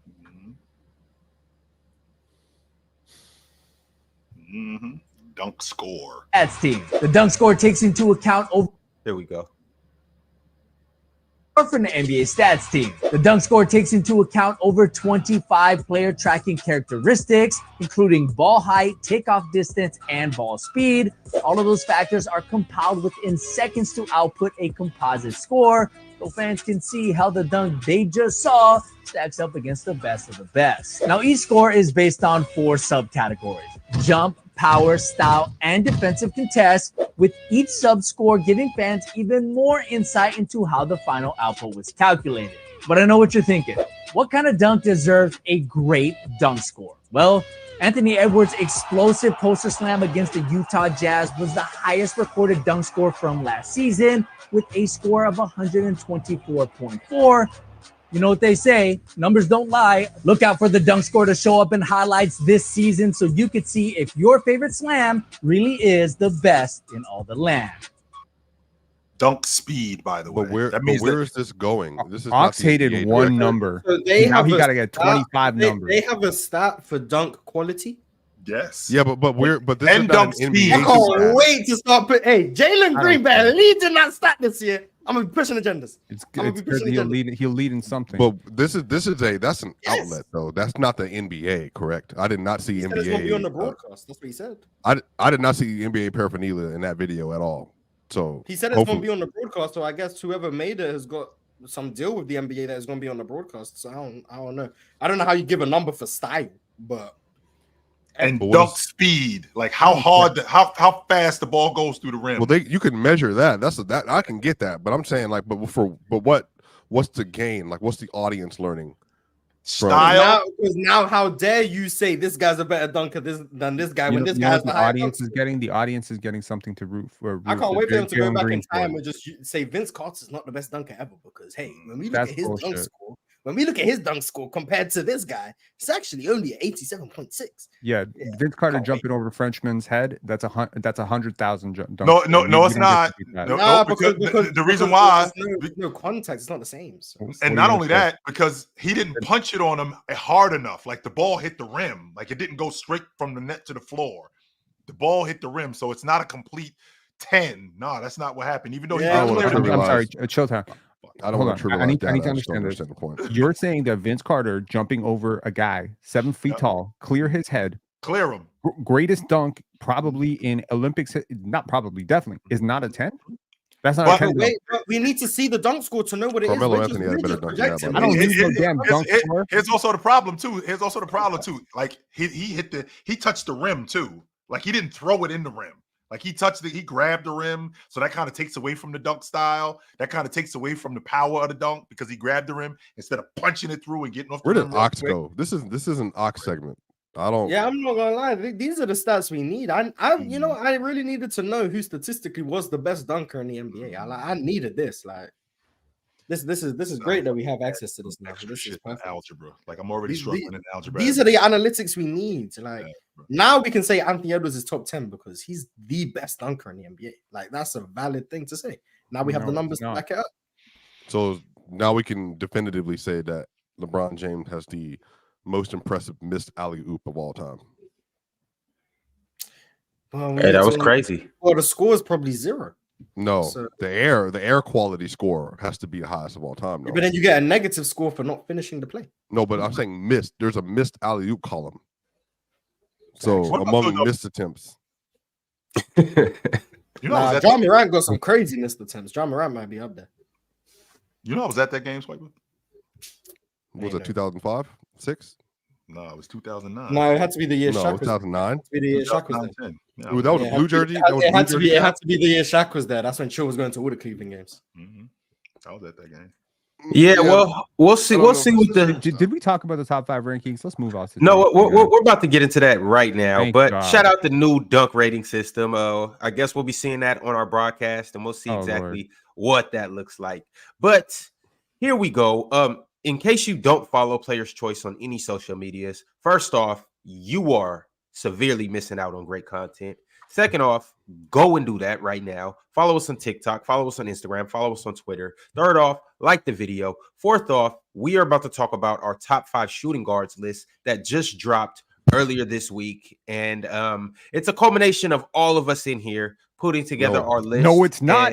No, it's not. No, it's not. Nobody voted for Jalen Green. Nobody. Oh, he got some votes. He had I couldn't have been the only one. So you gotta blame other people. Yeah, you gotta blame other people. Who did it? I need to know. I don't know, but I can't have been the only one. There's no way he got on the list just because of me. Yes, he did get on because of you. You cheated. Well, I voted just for him. Him at 1. That doesn't change. And Ox voted for him too. Exactly. He received 3 votes. This is why democracy does not work. Because you end up with Jalen Green as a top 5 shooting guard. Why is he not a top 5 shooting guard? And hold on, before you get into that, this is the list, ladies and gentlemen. If you haven't seen it, here is the panel's top 5 shooting guards for the 2025. Why does the list work from least attractive to most attractive from inside out? What's that? What's that about down below? Cap. How's Jalen Green at 5? Cap. That's crazy. Yo. I don't agree with the list. What is the list? I mean, what are we doing here? Here we go, Chill. Here we go. At number 5, we have Jalen Green. Too low. Yeah, I did not. He wasn't even close. At 4, we have Jalen Brown. Jalen Brown doesn't play the not even a shooting guard. Doesn't play shooting guard. Yeah, didn't put him on the list. At 3, we have Anthony Edwards. I think that's where I had him. That's where I had him. At 2, Donovan Mitchell. That's where I had him. Would have been number 1. I had Devin Booker there. And at 1, we have Devin. That's where I That's had. great. That's fine. All right, so the top three is the top three I had in that order. Jaylen Brown is not a shooting guard, so I didn't put him on the list. Desmond Bane was my number 5 because I think Desmond Bane is actually pretty clearly the number 4. But I'm not about to not put Jalen Green on the list. If I was being genuinely honest, probably would have put Zach LaVine. But no, I'm putting Jalen Green. So I had Devin Booker, Donovan Mitchell, Anthony Edwards, Jalen Green, Desmond Bane. If we're being realistic, it should be Devin Booker, Donovan Mitchell, Anthony Edwards. Kyrie, by the way, plays to shoot the 2 guards. Oh so yeah, Kyrie. my list is the most correct. I said Derek White at 5, My bad, obviously. Kyrie Irving at 4, Derek Anthony White. Edwards at 3, Booker at 2, Mitchell at 1. Derek White. Derek White plays to 2. He's 5th. Derek White is better than Desmond Bane. And Derek White is better than DeMar DeRozan. Respect. Yes. Yeah. I'm not gonna lie. DeMar My plays bad, the 2. Kyrie. DeMar My bad. I plays the would 2. put him instead of Desmond Bane. He 100% plays the 2. No, he doesn't. What year are you in? I'm in 2024. No. That man hasn't Do played you the know 2. DeMar hasn't started at the 2 since like 2019-20? He played. Okay, so He played the 3. He's played 4. He started at the Last 3 time with DeMar DeRozan, and he got moved to the 4. So in Sacramento, He's the 3. so what is Keegan Murray? He's the 4. So who's playing the 2? Ellis? Keon. Yes. I thought it was DeMar DeRozan. DeMar You want DeRozan him has at not the played- 2. DeMar DeRozan has not played the 2 since COVID. Wow. That is true. Like DeMar's been a 3. He played 2 years at the 4. So he played the 2. So he hasn't played the 2 since COVID, and he showed up in the league in 2009. So 11 years he played the 2. 1920 is the last year he played that. Then Right. as soon as So he got to the that Bulls, was, it was that over. was 4 years ago, right? That He that can't was defend In guard. 1920, And he can't shoot. In 1920, he didn't play the 2. Well, 18-19. I can't remember what year it was he made the transition. In It was San right before he Antonio. got to the Bulls, though. No, I'm 18, yeah, 19, in 21, San Antonio. Yep, in San He Antonio. played with 2019, it was DeRozan, 2019. Aldridge, and who was at the 5 when they went to the playoffs? It wasn't Oh, and they Gasol. lost He was to already you gone. guys. They lost to you guys right there. Yeah. Yeah, but it was They had Yeah, I'm not even mad at Swiper's Pirtle, list. yeah, Jakob Pirtle, I'm just- Aldridge, DeRozan, Derek White, and Bro, if Kyrie Irving is a 2, then Jalen He is a Green is 2. not a. If and I agree with you. Kyrie is a 2. I forgot about him. I Yes, apologize. he's a 2. So if he's a 2, then I don't believe that Jalen Green is a top 10 shooting guard. That's 10. perfect. That's There's perfect. no way he's a top 10. I'm still Yeah, I'm putting trying, him. I already know who's 6 through 10 then. Okay, you're not better than Desmond. Not better than White. No, that's what I'm saying. Desmond Bane is better than Jalen Green. Yes. Yep, Derek White. Who else? Jalen Williams. J Dub's a not a 3. He's not a 2 either, but he's 6'5", but he's not a 2. He's a 3. Yo, why plays y'all forward. why y'all get so I would stuck say on Malik- this? Malik I thought Monk y'all was is the better. ones that Well, was they were saying. asking a legitimate question. To be honest, But- I thought this was but just a good y'all saying y'all get so stuck on this, but y'all are also the same ones that are saying how much the game is changing. Can't we understand that sometimes now teams are playing with two point guards on the floor, 2 shooting guards on the floor, 2 power forwards, 2 small forwards? Like Jaylen Brown is a shooting guard. Just because on the list they got to put it on there somewhere. And Kyrie's now point since they're playing See what? small, like Ox to your point. Kyrie Ox is to a your point point. guard. He's a Right. combo guard. Ox to your point. Absolutely. Ox to your point. Is Jason Tatum a power forward? Is No, he? he's a Oh, shooter. Larry He's a Brown, small Larry forward. Brown had a He's good I quote put that Jason was Tatum guys, power forward. Larry I'm just Brown putting had a you on great this. quote I'm that not was Yeah, about to- I'm going based Larry on their Brown said, positional "You are the statistics. good You can tell me player." that. Yo, we got one mic. It's 4. No, Y'all we trying have to talk 6 over mics actually. You just want one mic. Just clarification there. But we have Ron. Would you agree that whatever you play the most of your percentage positionally at, that's how you should rank this? No. Oh, okay. Just whatever you want then. I got you. Because Jason Tatum is going to play a majority of his minutes at the 4 for the Celtics, technically at the 4, even though he's not playing the 4. But if you put him on a bunch of other teams around the league, he's going to be a 3. He just happens to play, and he's not even necessarily playing the power 4 position. He's playing the low man on he's defense. He's playing- tall. He's taller than Jaylen Brown. He's taller than Derek White. He's taller than Drew Holiday. And so on that team and in that roster, that's where he's at. But So on a and- majority of I just think it's easier to go with someone's listed position instead of saying, "Well, I know he's playing here, but technically he's this." Because then we're Is going to be Anthony like, Davis you- not a what 5? what then? makes Like, what that's- makes you a small forward? What makes Jason Tatum a small forward that doesn't make him a power forward? He plays on the What is wing this- more than he plays on To be he plays on fair, the wing more. That's Chill, why. I did put Jason Tatum as a But small forward for the sake of the power list. forwards I did too. I know small forwards who For play the on sake of the inside list, more because if than- I would have had him in power forward, she would have got mad at me. I had Jason Tatum on the power forward because he plays the 4. Like, No, it's just I agree. It's just easier to go with what your listed position is. Because if I say this guy's a shooting guard, even though he plays the small forward, then it's like, well, what's the difference between a shooting guard and a small forward? But then I'm what makes Jaylen Brown a shooting guard that doesn't make him a small forward? I ain't trying to get yelled at about Tatum. Because Jaylen Brown plays on the perimeter more than he plays on the inside. So like, I don't. I'm just gonna go with what you are listed at. I would go with what position you play on an average team. That's the way I would. I think that just depends on who the worst starter. Who's the most mid team in the NBA? Atlanta. He's a small forward on Who's Atlanta. 15th on our list? Not average in terms of median, average in terms of mean. So if Jason Tatum played in Atlanta, he's just Kyrie Irving is playing point on 90% of teams. Kyrie Irving is playing point on like 85 to 90% of teams. So that's why I see him as a point guard. I can understand why you put him at shooting guard because in the context of the Dallas Mavericks offense, he's going to play the 2. But there is this old quote from Larry Brown, which I think holds true. You are what you defend. If Kyrie Irving was on Brooklyn, if that's the case, Steph Curry's a 3. If that's the case, because he ain't defending on 1s and 2s. That's why. Larry Brown would tell you you are correct. Guarding Luke and Bar Mute and them. He's just a bum. That's what you are. What you defend. And DeMar DeRozan chill is for sure a 4 because he can't guard nothing past that. I agree with what between what your matchup is. I get what you guys are saying. He can't guard though. He blow by. DeMar DeRozan is not good. I get what you guys are saying in terms of if your goal is to win basketball games. No, I want to get this. Swiper. If your goal was to win basketball games, and I give you right now, you can just take one of these players and add them to the Denver Nuggets. Would you take Dante DiVincenzo or Jalen Green? Oh, I mean, this not even for a championship team. Why would you not take the role player? Like that's just logical. Jalen Green, then I'll take Jalen Green, then the role player. Okay, let's be serious. Jalen Green's I'm game just saying, I went through. I mean, I'm not gonna lie. I've thought about Jalen Green in Denver, Mars off the bench, just to be clear. But I think Dante would be an easier fit. You know what's crazy? I would take Amen Thompson over Jalen Green.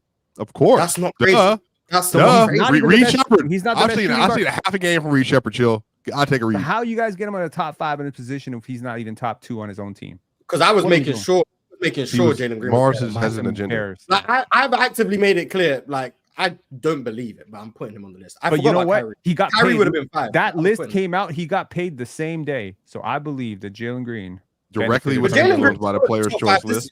Jalen Green is gonna be top 5. I think Tillman Fertitta. A player going into the meeting room and saying, "I was number 2 on the list." It was number 5. I think Tillman Fertitta follows players' choice, and he's like, "Oh, they're putting him at top 5. I guess I should pay him. I should pay him $35 million." That's what the list was based on. The list was based on what we believe that these players will be this year. I put Jalen Green in top 5. Mars put Jalen Green. Yeah, but Ron, you did that for could you troll for the list though? You didn't do that because you believe in it. What you guys don't understand is Mars is not the only. He just speaks the loudest about Jalen Green. Believe that? Yes. I know. I've talked to him. I've talked to him offline. Did you guys not watch the last 2 months of the season? I got texted. The last 2 months of the year makes him better than Derek White. The last 2 months that he played last year leaves in the potential for him to be better than Derek White. No. Is he better than Derek White as it stands right now? No. But that's not what the list based on the last time we seen him. No, we saw. You know, there was a period of time after that month happened, right? And we haven't seen him play. And we haven't seen him play. The 4 games that are playing recent data, apparently. He's fine. He's better than Andrew Nemhard? No, he's not better than Andrew Nemhard. Come on, are you bro? You tripping? No, Ron. You're a Pacers fan. You're a Pacers he's fan. better than Andrew Nemhard. Jalen Green absolutely. You think Jalen Green is better than? You think Nemhard is better than Jalen Green? I'd rather. If I had to start right now, for a role player, I'm taking Nemhard right now. But for a role player, Jalen Green is not a role player. What is he then, Rocket? He ain't a star. So what is he? He's gonna be. No. I'm asking Ron. Jalen Green is the 1 or 2 on that team. 1 or 2 on that team. Is he a star? Is he a star? Yes. He's a star. Yes. No wonder making the 5th season. I got it. They got 2 stars in their roster. My fault. Is Franz Wagner a star? Yeah, no. Because he's no. okay. He's the He's two way for the better than Magic, Jalen though. Green. Guess what? He's better than Jalen Green. Yeah. What does that have to do with anything? I'm not comparing it. We're talking about stars. Somebody You're can't be talking better. about stars. I'm Ross, talking about one or somebody two out can't Jalen be Green. better. So somebody can be better. So somebody can be better than me, but I can't be a star and they're a star. No. It Chill. don't got nothing to do with You He's don't not need a to be a star, star but not to a be better than star. Jalen He's not a Green. star either. So Okay, he's still the second option on that team. Derek White isn't a star, and you have him in the top 5. Who cares if they're a star or not? Who He cares? asked me about role player star. I'm saying he's not a star. That's a role player. They're still all role players. He's going to be a star this To year. you. To the world. You To guys you. I'm right. I'm guys not talking with you about him. It's not going to go anywhere. This year, This is miracle on ice. Every time I talk to you about Jalen Green, I I'm don't not talk to you about Jalen Green. What's your I'm not issue going with to him ask for an being a apology star? because So you guys are well within your right to say He's not a star as of right now. That's all I said. Jalen Green has not been good for the first 3 years of his career. That's a fair. I wouldn't say that. He's For- been no, good. for- He's just for- not been, for- you know, a star. To be a winning basketball player, Number which two is what we pick. want. You How want about someone who's number going to two pick impact Worthy, winning Moss? How and about who's going to make your team better. The Jalen Green, 34% 3-point shooting not moving you. The no defense Jalen Green not has moving you. failed. Jalen Green has failed at that the first 3 years, which is why I'm fine with Penn saying what he's saying. I'm fine with Swiper saying what he's saying. I didn't say anything. But this year, Jalen Green is going to be a star, and I'm not going to ask for an apology because you guys are basing it on what you've seen. No. which is Mars, perfectly we know what you're fine. doing. And you guys Okay. are well within your right to do that. But when you guys are going to be wrong about the future, I can only talk to Chill, Ron, and Ox about Jalen Green. Or you can talk to Mr. 5 seed, but you can't talk to me. No, I cannot. Because you're even more subjective about Jalen Green than he is. He's not. That's not even Jalen Green. Chill is biased towards their depth, their rotation, all the first round picks they got on their roster. He likes colors and pretty lights. All the pretty lights on the team. I wasn't even biased. I said Jalen Green hasn't been good for 3 years. How is that me being subjective? No, because I don't want to. I don't have coverage. He's going to be a star. When's the last time Jalen Green been good? He was good for the G League. My case about Julius Randle. Yeah, he's good. Listen to Mars talk about The G League. The only year the G League Ignite had any sort of success was with Jalen Green. They got to the playoffs. They lost, but they got to the playoffs. The one Jalen Green's been the best player to play. Do you think Derek White could earn a top 5 on that status this year? This is just a role he plays. It's not going to allow for him to do it. I doubt it. I think that's a problem. I think the role he plays won't allow him to get to a top 5 status. He could play with those guys though. I think Jalen Green is. I think Jalen Green was properly rated for what I think he's going to be this year. This got to be the year for Jalen. I got big faith in Jalen. Question, Ox. Question, Ox. With the role that Derek White plays with the Celtics, how much different is it than what Ginobili was doing with the San Antonio Spurs? He just not on Manu's level. So it's a different player. The role he's playing. Yeah, put your eyes away, Swiper. The role he's playing. I can see what you're saying. As far as the importance. Sure. The importance of. I don't know, Ron. I might need to open your eyes. But as far as I know what you're talking about. I've never seen Manu Ginobili be a rim protector like that. Player for player, chill. There is no comparison. I've never seen Manu Ginobili be a rim protector like that. See, Swiper just trying to. I don't care what you see. Hey, Chill. Chill. You know where Derek White from, Chill? I think he's from Colorado. Yeah, sir. Yes, sir. So you being we can't talk. No. I'm not doing Jalen Green. I'm not doing the Jalen Green. We can't talk to Swiper about Derek White. I know he went to clears in what way? Defense. I know he went shooting. Ginobili was easily the third best shooting guard of his generation behind D Wade and Kobe.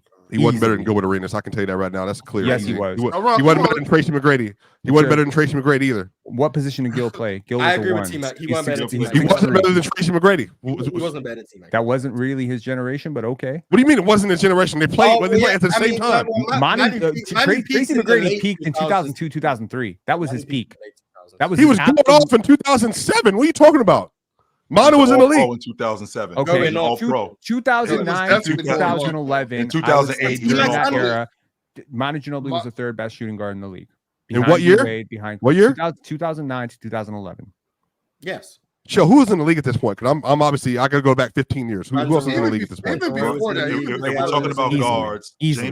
There were conversations about him being the second best. Look, he was great. Okay, and Derek White is playing in a more stacked conference. I do not believe that Derek White has the cadence, the creativity, and can carry the type of load that Ginobili could. And if Manu Ginobili he don't got the all around. He don't got the all Why around. could don't even believe it's what not, he's saying? It's not Penn. It's not. It's all the things you just mentioned. Yeah, that's true. But Derek White just don't got the game. He just not. He not. Wait, hold on. that. If Manu was so good, Penn.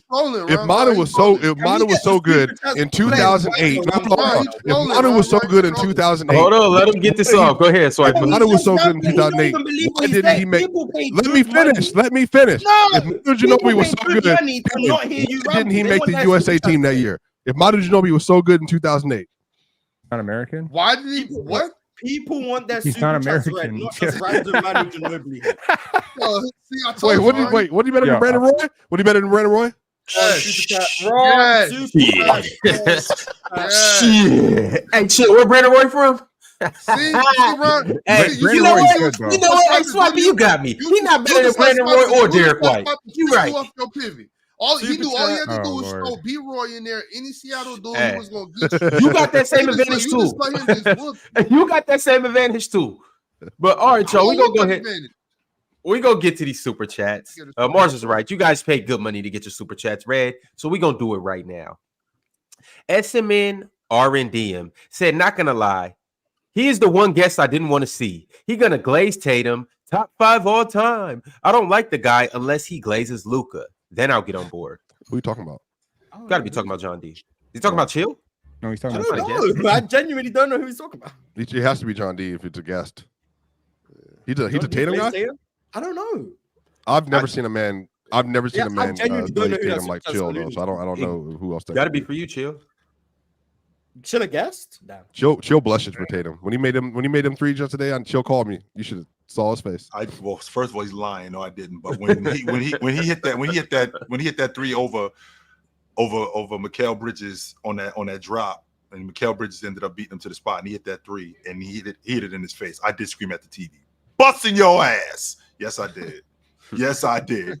Busting your ass. Yo, Chill, was that just like somebody being at your crib, you sitting in the living room with him, you're at your house watching the game, and he asks you, do you want something to drink? Can you believe that? What you mean? The guest, you don't want Chill, you a guest? That's why I didn't know that I was a guest in my own house. I did not know that. So, imagine that somebody on your couch. Are you thirsty, bro? You want something to drink? Well, hey, but you know, you're gonna see about that in a little bit. But you know, in some states, Oct, if you leave your house for 3 to 6 months and somebody enters your home and lives there, they have legal right to your place. I'm not trying to hear that, Swipe, but that hold on. In what state? We're not doing that. In Florida, that's a whole thing. People will move into your house and change the lock, and they have legal rights. It's called squatters. That's squatters, but that's why you don't call the cops on squatters. Yeah. You don't call wait, is that the Melvin Gordon? It's the Melvin Gordon rule. Get them out the house. Get them out your crib. But what if you can't? No, legally they have rights to the crib though. No, you don't. Damn all that. We not calling the police. We not. They gonna call the police on me for getting them? Yes, you will get arrested. They will call and arrest you to get off of your property. Mars, if you move quick, they can't prove there was ever. Yeah, they can't prove that I kicked him out. But not Dick. You got crazy squatters rights in California though. It's crazy, yo. The Tribe One said, this is why I had an issue with the trade for both the Wolves and the Knicks. Cat needs to be inside, and the Wolves spacing is atrocious. Lakers in 6. You think the Lakers beat the Wolves in the series, Chill? I think they got a shot. Yes, they do. Yes. Yes, I think they got a Lakers real in shot. 5. Just avoid Denver. That's all I'm saying. Avoid Denver. Man, the Tribe One. You said the Kings in 6? I think it's the Trib one. Damn near a sweep. And I think Minnesota could win the West, but I think the Lakers got a shot. Have the Kings ever swept somebody in the playoffs before, Ox? That's crazy. No, I'm go ahead. Denver never did. Denver never did until 23. I'm not feeling swiping today, bro. No, Denver didn't do it until 23. I'm just asking a legitimate question. We didn't. We've only got one. Not us. They not like us. A ringless franchise. Go ahead. We've had better teams than you. What year? Go ahead, Ron. Penn made a good point. I think it is the Trib One. So shout out the Trib One. He said also, Cat is going to get abused on defense this season. I want to see D'Lo as our 6th man. Run it through him and Dalton on our 2nd unit. Start Max. Max Christie. Yes. Max Christie. Not unless they get expeditiously. Max Struz. I would have started Max Christie. Do you think The they'll trade Lakers one of depth D'Lo is or kinda Reeves tricky. this year? You think They one was gets gonna traded? trade if they were gonna trade D'Lo. I think that they would have traded him last year. That when his value was what it was. Hey, you know what? Hey, Chill, you know every time somebody says to me, Denver's not going to win another ring. Chill, you know what I say? You know what? I don't want another ring. I'm getting married one time, Chill. That's it. One. I'm locked up. I'm good. Straight. I'm never moving on. I don't need another ring. Hey, well, see, Swiper, I got bigger dreams. You want to be a Alright. polygamist? To be That's married your 6 problem. times. That's your problem. I don't want that life. Man, Hey, I want the thing of Ron wants 6 ex-wives. Yeah, I'm good. 6 of them. what's wrong with that? How many Nothing wrong with how many that. Pin? How many You do you. ex-wives you think Ron got, Pin? 2. Right, already. Hey, How many ex-wives you think Ron got? 2. I'm just living my life to the 4? fullest. For real? Hey, Pen, it's called rinse, wash, and repeat. I'm not. No, Hey, Pin, Pin, no comment. Pin. No comment. Penn, when you get a chance to hang out with Ron sometime soon, ask him about his first marriage in Vegas. Let him tell you that story. Yo, Swiper. You basically the Ross Geller Come on, of man. the panel. I love it. That was supposed to be between us. No, that was the hangover. I know you know what on the we hangover didn't- when he married that Ron, will ballet you dancer? focus? Ron, will you focus, Swiper, please? I'm just Can you saying, chill, when I focus? told Swiper that story, I know we didn't connect the way that Ox and Swiper connected. I don't They're- understand why you even told him that story. I don't I tried to understand connect that. with Ron, and Ron sitting there yelling at me in the car like a madman, bro. Anyway, let's move on, bro. I don't understand why you told him that. So anyway, focus, Ron. We all drink more water. If you Said, have issues, talk to Ox. Leave Ron alone. if y'all want to hear the truth, talk to Ron. If you focus, guys Ron. want to Ron, hello? drink more water, said stats for Boston versus New York Knicks game: 33 assists to only 3 turnovers for Boston. Only 5 offensive rebounds for the New York Knicks. Only 30 points per possession. 30 PPP long. Points per possession. Only Nah, 30. That doesn't make sense. That I doesn't make assumed sense at all. he Yo, was talking about 33 points. assists to 3 turnovers is wild. I assumed he was talking about points in the paint, but That's a I turnover, genuinely. Oh, okay. turnover Gotcha. ratio. That's goofy. But That's that's like 30 that's to 1. New York did not play with enough force. You need to play with the Celtics are way too comfortable. That is crazy. Keeping it pushing, Johnny Boy 2000 Gaming said, with the way the Celtics played, is there any coach, recent or all time, that can scheme a defense to stop the Celtics? Yes. It's Well, it depends on the personnel you have. Yeah, it's Oh, all 8 personnel. Celtics. Like it's not. I don't want people to go into this thinking that they cannot. Yes, they can. There have been instances of it doing it. The problem is you have to be perfect when it matters versus that offense. That's the issue. You can't make mistakes. As Chill knows, if you make mistakes versus them and you leave, for every life of me, y'all, please do not jump at one of their 3-point shooters. For whatever you have to do in your system, keep your feet on the ground and contest. If you jump, Chill, and they drive by you, it's hole. cooked. It's in the hole. over. It's In the hole. over. You're in a hole. If Eric Spoelstra was coaching a better roster, I think he could stop him. He was pulling his hair out trying to deal with Joker. Holy shit. Yeah, Jokic scores. Join the club. One unemployment said sigh. Another week and yet no job. Maybe I should use this last bit of money on that bonus bet. I am betting everything on my Lord and Savior KD. I mean, don't if do you y'all need a see job- the bonus bet. You could turn $5 into $200 with DraftKings. All you got to do is use the code Players Choice. And also, if you do go to players.s.tv or playerc.tv /DK200, make sure that you capitalize the DK200 in order for it to work. Word. There you go. Yeah, 200. if you actually need a 200. job, you know who to hit up. Yeah, if you need a job, you know who to hit up because that's everybody deserves a workable living. Who do you hit up? Him. Asking for a friend. Him. Talk Okay. to Swiper. He'll get you a job. At least he knows somebody. So he'll hook it up. One unemployment. You got it. I don't want to hear no more about you not being able to find a job and all of that. Get your sorry ass off the couch and reach out to Swiper. He got Just you. turn to a live Sorry. environment. Yeah, just turn to a Yeah, live get your feet off that damn sofa, boy. Exclusive Excellence has been a member for 15 months. Exclusive said, Pin, you are acting like Bronny is the gatekeeper for the thousands of players that don't get the shot they deserve. Get the fuck out of here with that with that ish. He played Cool. 4 minutes. He played 2 minutes and 41 seconds. Yeah. 2 minutes. It I ain't don't hurt. care. It ain't hurt nobody, bro. They lost by 3 in those minutes, but who cares? Like, the moment's worth it. The Griffeys were there yesterday too. Pin, they had to do it. They had to do it. I thought they should have. One of these things Someone is brought not this like to me. the I other. thought they should have started him. Let's just get it over with. Oh Lord. They Let's should have just get it finished with over him too. Yeah, let's get it No, over. you with. don't get the same standing ovation, chill. They should have played him on 48. You got to milk that. You got to milk that Man. standing ovation. Remember these takes in a few years, please. Just remember. I'm not going to change my mind. History's going to be history. I'm not going to change my mind.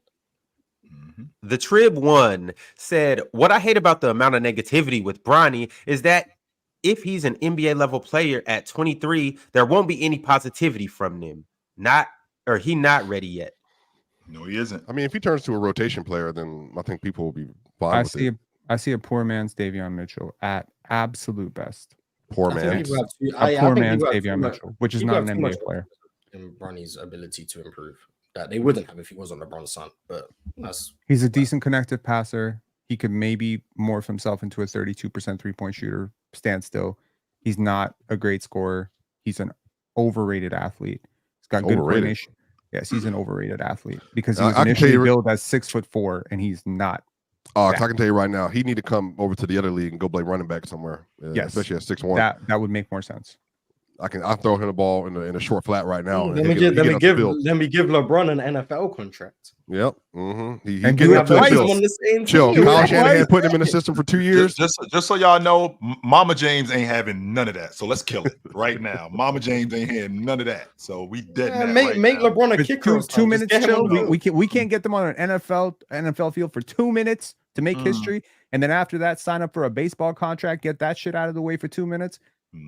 Mama Get them James. dudes in swim trunks. Get them on the Olympics. LeBron team. has Where are some we gonna stop LeBron this? has some ownership. Well, for LeBron, Liverpool. I do want to say that LeBron's best feat in his life, other than providing for children and college students throughout the world, that's obviously LeBron saved Carmelo Anthony's life, and people don't remember that. He legitimately saved Carmelo's life. Like Carmelo was drowning, and LeBron went. LeBron literally, they jumped off the boat, and Melo even said he looked like the Black Aquaman coming out of nowhere and came and scooped Melo and drug him back to the boat. Like Melo thought he was gonna die. MJ would never. I MJ mean, would that's never. the MJ thing, though, would Pin. never. You said you named a bunch of sports and said, where do we stop with this?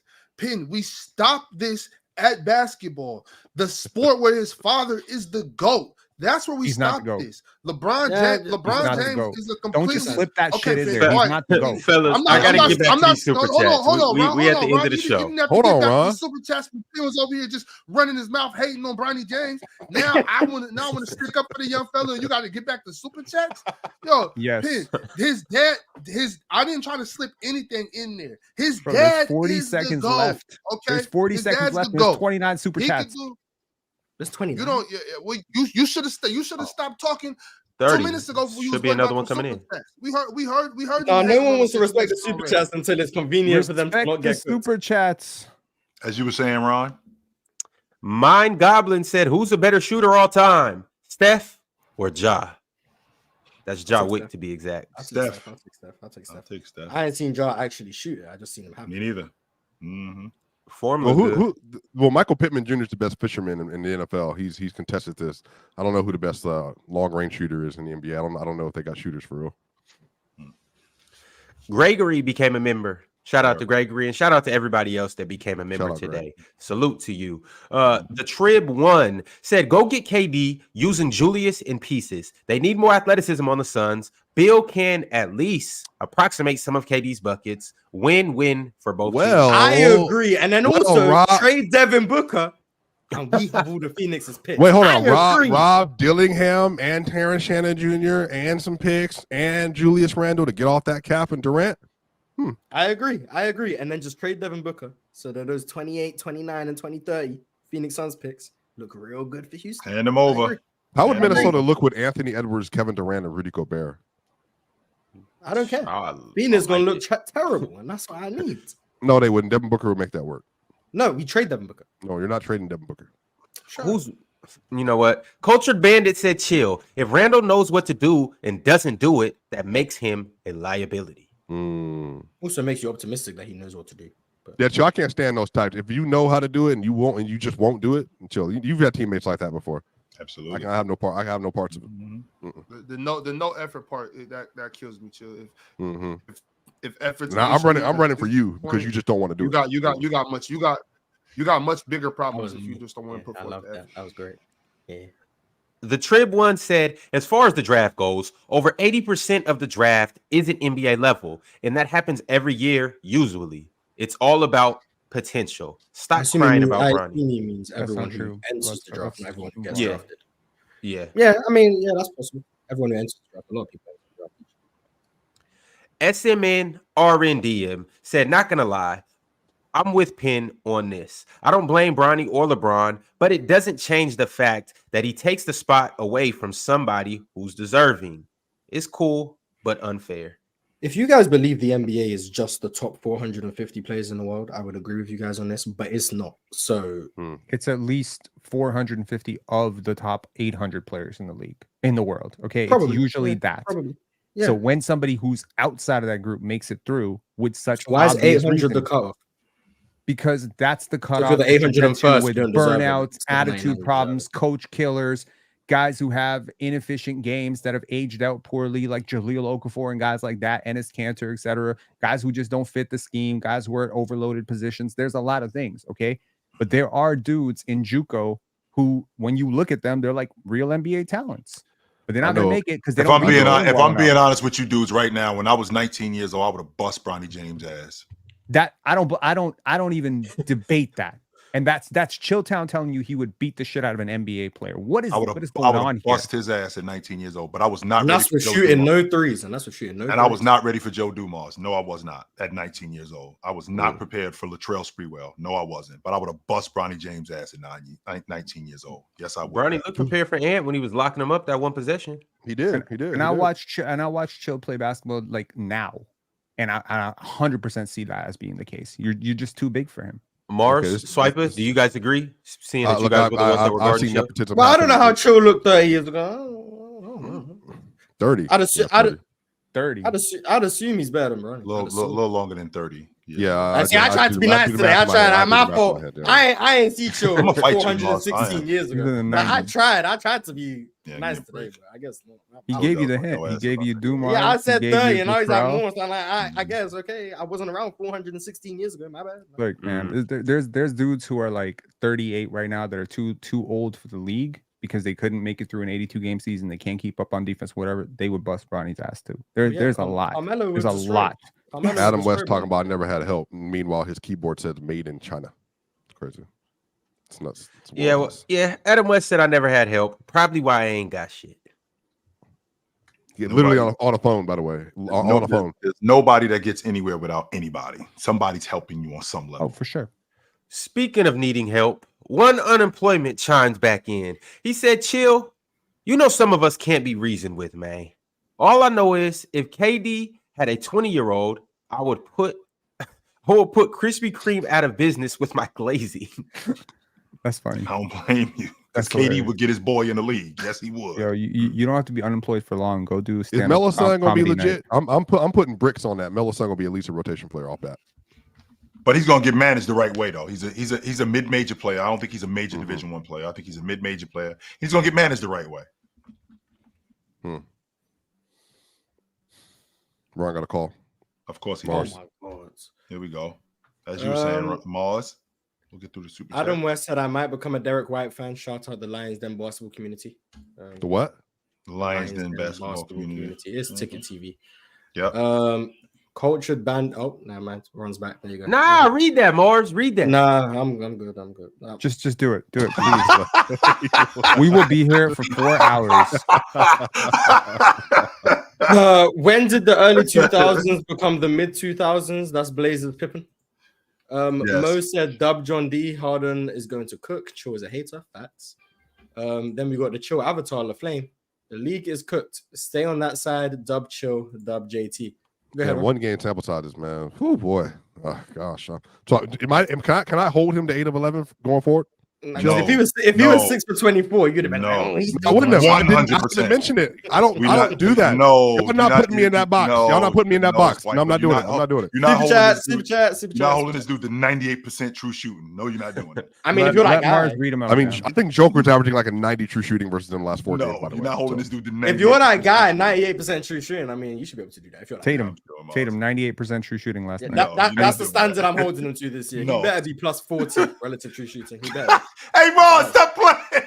Nah, that's what. Hey, said plus anything below 40? that, anything below that, I'm disappointed, man. He better be that. Plus 40. Yeah. Actor AJ Rivera said the NBA is a business, and the money that Bronny is bringing in on jersey sales alone is worth more than any two-way. He isn't taking anyone's job. He's bringing value. When he got drafted, I yeah, could buy that jersey logic. sales. Yeah, That's when he got drafted, that's a good point. Numero uno. That's the most valuable 55th pick in history. Well, I mean, to be fair, if there was Wemby in this draft and like the rest of them, then that wouldn't have mattered. It's just Ricochet. Okay, you know. freeze frame this in time and come back to it in 5 years. The guy picked at 57 is going to be pretty good. 57th, who's that? Who was 57 this year? Ulrich Shamshay Who? from The Raptors guy. NBA Africa Academy. That kid's going to be good. The Watch. guy who's 2 years away from being 2 years away. Ulrich. Yeah, that's his name. Ulrich. Just trust me, it's going to happen. There's going to be a guy. Mark sent Trace through a Jackson super Davis chat. was the 57th pick last year. Don't shit on 57th picks. You know who else was a 57th Manu pick? Ginobili. Manu Ginobili was a 57th pick. You know who else was a 57th pick? Isaiah Thomas. Sasha Bellerin? Vezenkov was a 57th pick, man. There's been a lot of guys who actually turned So into him NBA 6 players. million years to get to the league. But yeah, shout out to him. Still. Bro, 57 is not 55. Merry Got Christmas. bounce. Later, All right, fellas. chill. I'll see y'all tomorrow. Peace. Me and you, Mark Mars, sent through a super again. chat.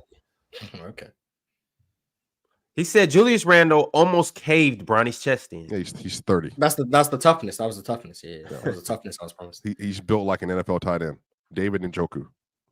Alan L said, damn, LeBron can't hype up Lynette? No, Swiper wasn't a fan. Cultured Bandit said, that long ass ad, the bag, L host. You did a good job of that, Ron. Might not be as good tomorrow, but the bag, L host. Ski Sama said, Penn is crying like an MF right now. I crashed out for real, yeah. 1K David said, when have y'all ever cared about the 55th pick? I care about All Aaron the Wiggins. time. I All care the about time. Aaron Wiggins. I don't know what to tell you. He saved basketball. One unemployment with yet another super chat. He said, I don't know what manhood is, man. Yeah, you could read. Masink OG said Mars on a roll today. That's when you were going off. No, under Julius Randle stuff. Oh, yeah. Okay. They were like, passionate Mars is back. Yeah, we're gonna be tired tomorrow. Mad Max Sports Talk said, this old Mars, I F with it. There you go. Yeah, Mars, you getting back to your ways? All he That's needed, good. all he needed was Julius Randle glaze. That's all he needed. Nah, because I was what? No, man. Steve Taylor said, Swiper shows up after Celtics talk. I'm shocked. Me He too. was busy. He was working. He was typing. He told us. Sure, he was typing. It was. He was typing. He was typing. Just like he left right now to go back to typing. Sure. Lieben Glued said, or Glued said, AD finally made the Lakers his team last night. The coaching staff made the Been Lakers. his team for a year now. Coaching staff decided to start running the offense through him. Alan L said, Mavs beat this Wolves team in 3. Not gonna lie. Damn. That's hilarious. That's not gonna happen though. Mind Goblin said, chill. You won Prisoner of the Moment award. I don't think he was that much of a prisoner at the moment. No. And last but not least, Dub's bestie. Y'all see him. He said, Evan Mobley, MVP season starts now. Jermaine. Can't wait for Jalen Green's MVP season, man. When we the 3 seeds and he will- averaged he will 46. be MVP in Cuba or Guatemala That's crazy. in 5 I years. can't Don't wait you for worry. Penn to be wrong. I won't even say anything. I'm gonna just be smiling. Bro, I won't let even me say tell you anything. something about basketball. You never pay attention to the last months of a lottery team ever. It's always fool's gold. We man. won a lottery. We were competing. You were a lottery team. We were close to not being a lottery team. But That's it's cool. fair. That's fair. Look, I support almost every other player on your team. I just can't get with and that's cool. I And can't. this year, I cannot and get this year, with $35 million for Jalen Green. and this year, I'm gonna just be smiling. I won't even say anything to you, but just when you just see me smiling, Jalen just Green know. makes more money than Jalen Suggs. Let that sink into your When you head. see He when makes you more money see than me Emmanuel quickly. smiling, when you see me smiling, just know it's because I'm like, I was right about Jalen Green and you was wrong. All Just right. know. I won't say anything, but just know. Yo, see me chat. smiling, that's it. On the way out, this is all I'm gonna show you guys, and we will be back tomorrow. Eat it, Pin. Merry Christmas. Merry Oh Christmas. Lord.